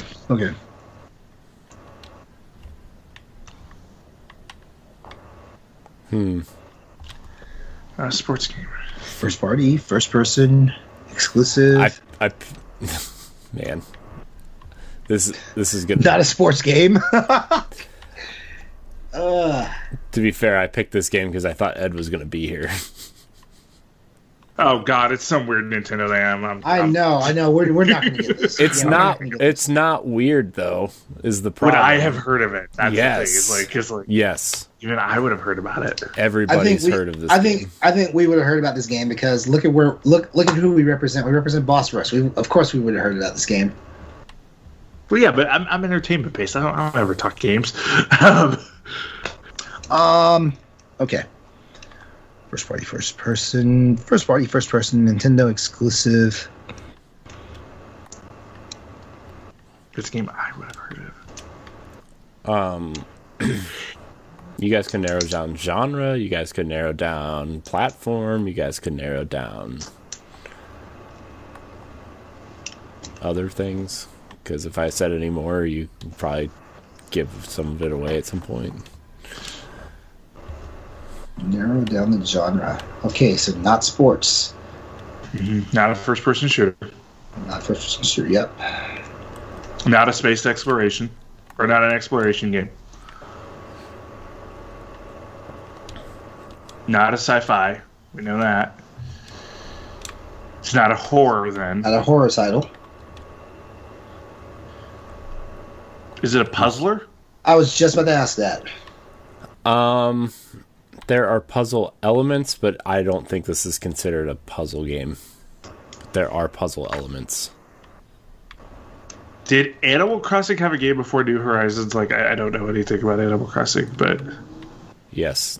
New Horizons is actually like the 6th game in the series. Yeah. Okay. But that's not common knowledge, and he said I would know of it. Trying to think of all the Nintendo first-person games I know of, and yeah,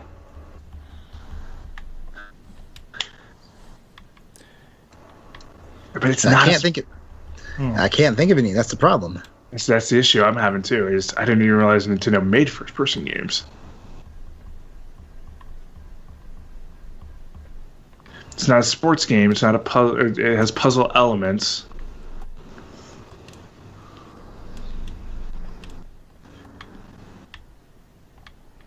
Puzzle elements in a first-person viewpoint. Mm-hmm.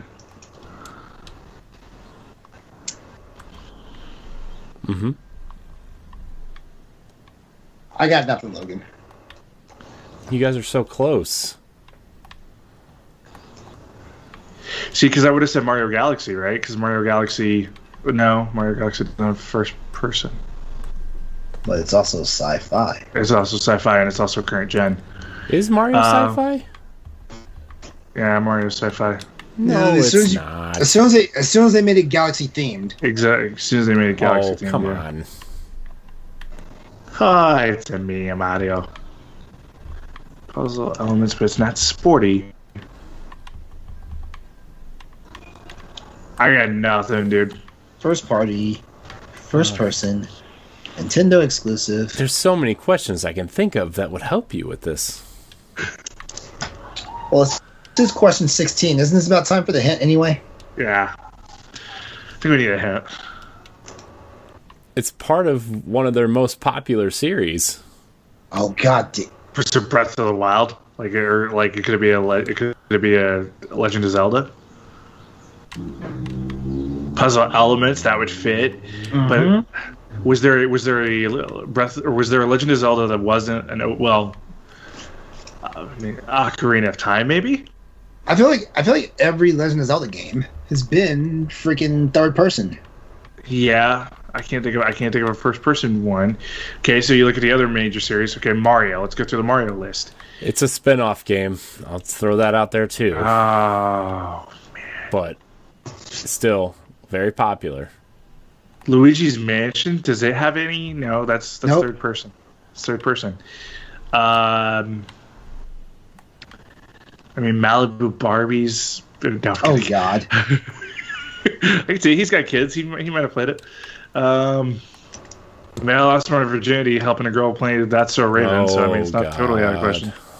Not totally out of question. That was a lot of information I didn't need in my life just now. Yeah, check out Lamparty's top 100 video games of all time. We talk about it.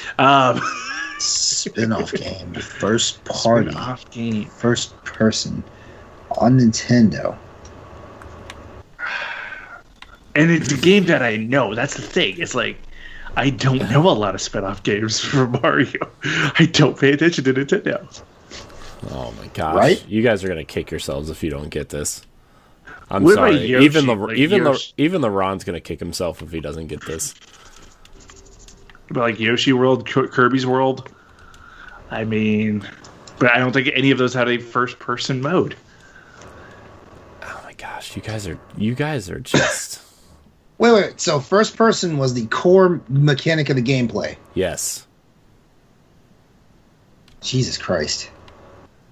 My gosh, I want to slap both of you right now. I gave you so many hints, and if I give you one more hint, it's going to give it away. I already feel like I've given it away. It's a first-person spin-off of one of Nintendo's most popular franchises. I don't. What know, about Mario Maker? I don't know how much more. What about Mario Maker? The puzzle elements to it. It could technically be classified as first person in a weird way. You're creating everything. I don't know. Oh my gosh, are you guys going to give up on me? Logan, what do you think? I got Should we nothing. give up? I got nothing, man. Yeah, I'm drawing a blank too. I mean for real. Hold on. Let's get us another moment here. First party game, first person game, Nintendo exclusive. It is a spin-off title.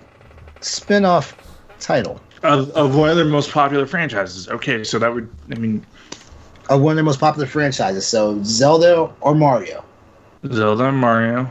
Or possible. Well, technically Donkey Kong is a spin-off of Mario. Yeah. Oh my gosh, you guys are missing their most popular franchise. Nintendo has a popular franchise besides Mario. Oh my gosh, you guys are killing me. You guys are. Is it Pokemon? Is it Pokemon? Oh my gosh, you guys are killing me. Could be Pokemon. Well, it could be Most like popular franchise. Which Nintendo franchise makes Nintendo the most money? Because I say it's Mario. It would be Capcom. No, Capcom's not. Because I was like Mega Man. No, this is first party. Yeah, Capcom's not first party. Yeah. I I mean, Mega Man's not first party. Yeah. I caught myself after I said that. What else does Nintendo make? Remember the very first question you asked me? You said, "Was this a first-party developer?" And I said, "Do you mean developer or publisher?" And you said publisher. My mistake.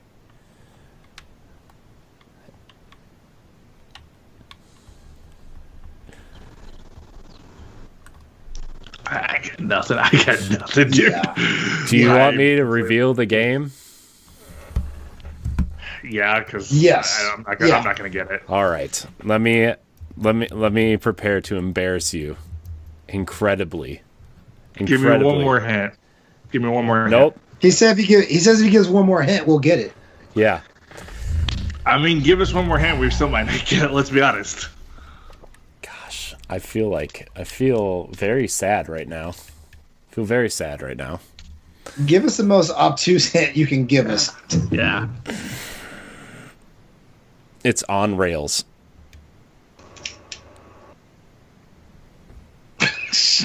God, dude, you guys, it's like. Do you guys give up? Because I'm about to smack both of you. Yeah, what is it? Initially released on the Nintendo 64 in March of 1999. Developed by HAL Labs. Pokemon Snap. I mean, There's honestly no way I would have gotten there's that. Why no not? way I would How? have gotten that. How? There's And no you're way right I though. would have gotten You're that. right though. You are right though. First party, first person, puzzle elements, Nintendo exclusive. You are so right. But there's no way I would have gotten that. See, you guys Absolutely no knew way. it, Ed. That's why I picked that game. And it has a new game coming out this year. It's part of... Not even on my radar. I know that. Not even on my radar. I know it's not.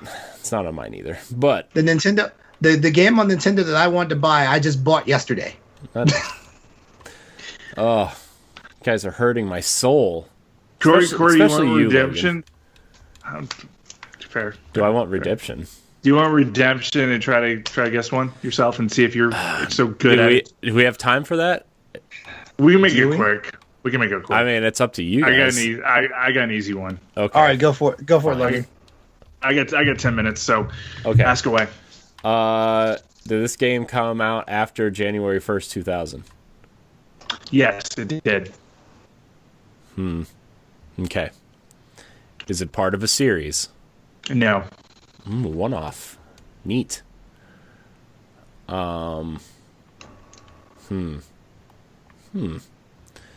Is it multiplayer? It is. Ooh, multiplayer one-off. Not a lot of those. No, there's not. Did it come out in the HD era of gaming? It did. Ooh. Absolutely. Okay, great. These got HD. some good questions. Yeah, you guys should take notes. See, this is why I'm glad this guy's leaving for a few weeks. Get out of here, man. Does this have is this game aiming for a realistic art style?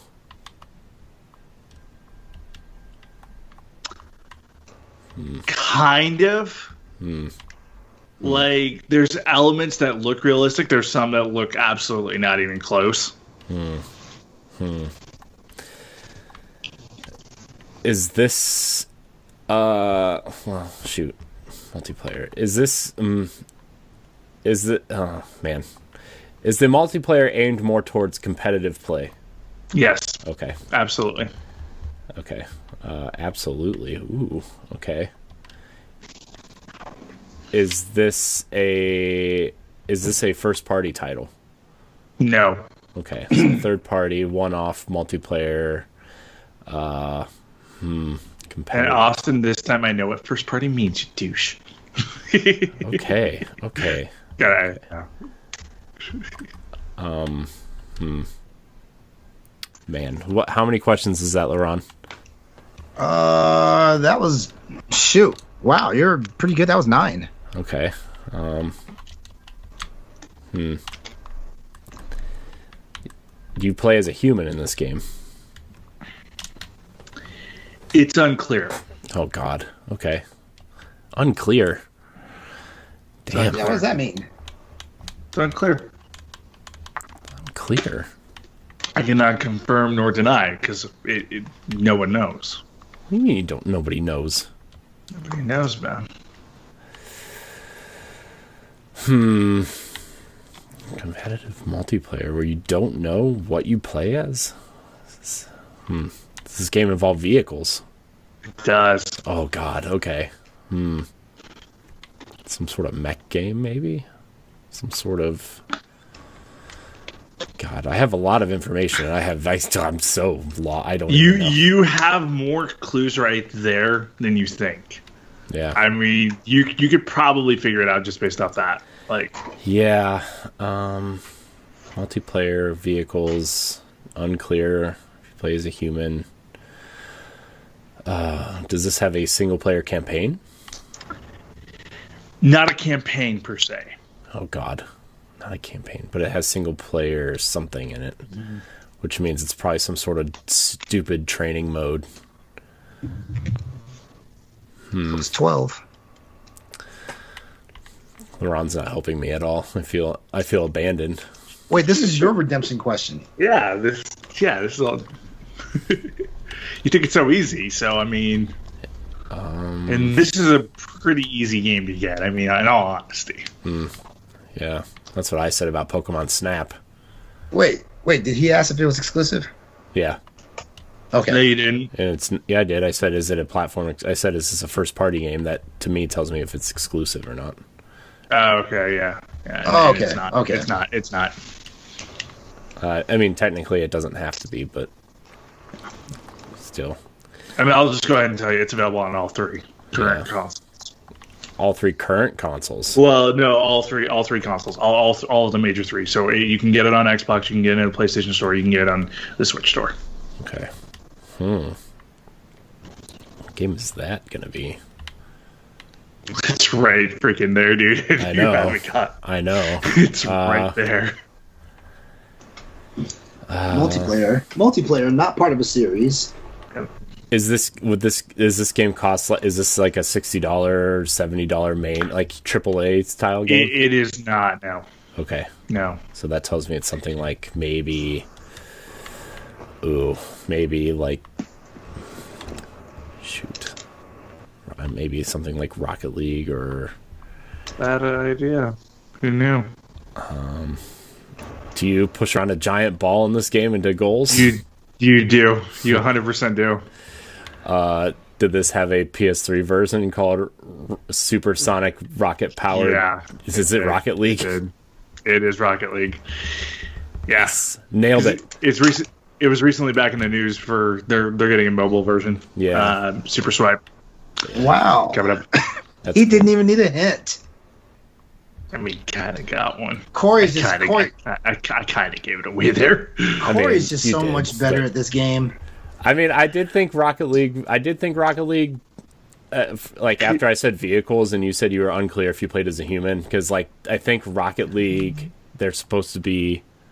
It's supposed to be alien, like little balls, like because that's what the audience is. Yeah, is like these just little light fixtures. So it's unclear, but it has humanoid elements to it. Like you can play with kind of funny flag on it, and you can do all these different things. So it's like, there's a chance. Yeah. So. Good one, Logan. Good one. Yeah, good one. That was Corey. I don't know about yours, but yeah, good one, Logan. Thank you.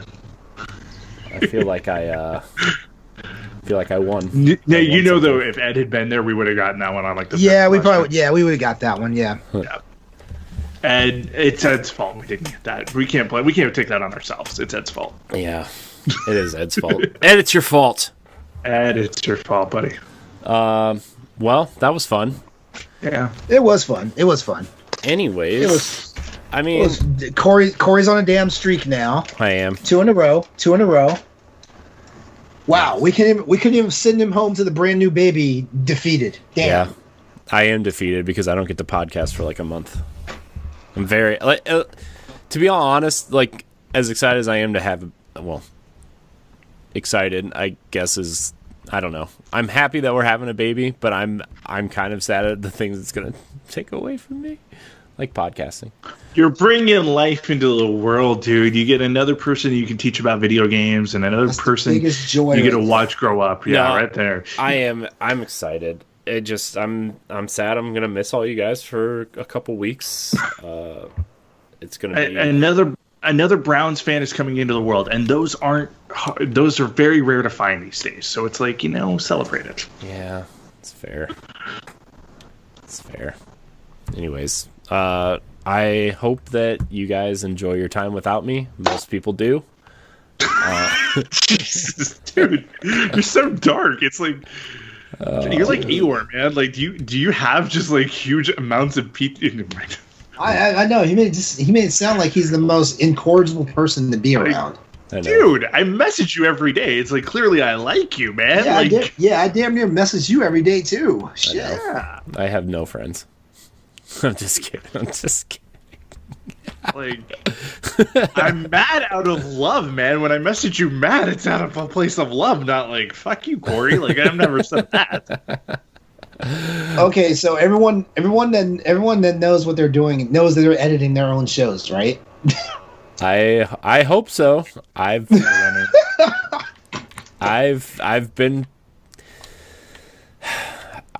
I hope so. That's about that's the extent. This whole company's gonna fall to the ground on Wednesday, people. Let's just be honest. Yeah. You think Wednesday's day is gonna happen? Because Wednesday's gonna be day one of Hunters for Hire. Wednesday is when Pow Block's supposed to go live, and that's not going to go live. Oh, yeah. Well, I'll have it edited. If I'm on the show, I'll record it and edit it that night and upload it Tuesday morning. Okay, so I'm going to try to... Here's the thing. I think Jesse and I are going to record Arsenal X tonight on this bow of a Sea of Thieves ship, is the idea, which I don't know how that's going to go audially, but that's going to happen. I don't know how that's going to happen, Logan. I just don't know. Turn the music off because like the music is really annoying in that game. Yeah. And then I'm going to try to be on the other shows this week just to get a last. So I'm going to be doing like, let's see, Tower Casuals Thursday, this and Arsenal X this week or today, Standard Def tomorrow, Pow Block Monday. If you want to get in on an early episode of LAN Party, I mean, we are with WASD tomorrow at 6 p.m. I know. It's the only thing is like, I don't know. You're a mega episode too. I can't really do anything until like 8 p.m. That's right. Because of, my kid is a child. Can't take care of herself. She's a monster. It's cool. She's the worst. She can't take care of herself. She's still... You're gonna okay. Here's the deal, Corey. You're talking all this shit now. Wait until you're like 20 years from now, and you don't have any hair whatsoever. I know. Instead of the little scruff you have now, and it's just take care of you, man. Like it comes full circle. You love your kid. Just say it. I know. I do. She's great. Except for when they destroy my stuff. Your stuff becomes their stuff. It's why you pull out. Oh, God. That was bad. I'm sorry. I shouldn't have said that one. Speaking of pulling out, we're going to pull out of this episode. I want to thank everybody for watching and/or listening to this episode of the Boss Rush Podcast. Remember to like, subscribe, share, rate, and review wherever you listen to us on. If you're watching on YouTube, hit that subscribe button. If you're watching live on Twitch, make sure you... Just going to ignore all that. Make sure you hit that follow button. You can find the show every Monday on your podcast service of choice and something else, I'm sure. BossRushGames.com. Check out all of our content. Logan, where can we find you? Find me on Twitter at Logan Corkins or LAN Party on BRG. Check out our merch store. It's cool. We give 100% to charity. So check it out. Nice. LeRon, where can we find you? Exodus 803 social media.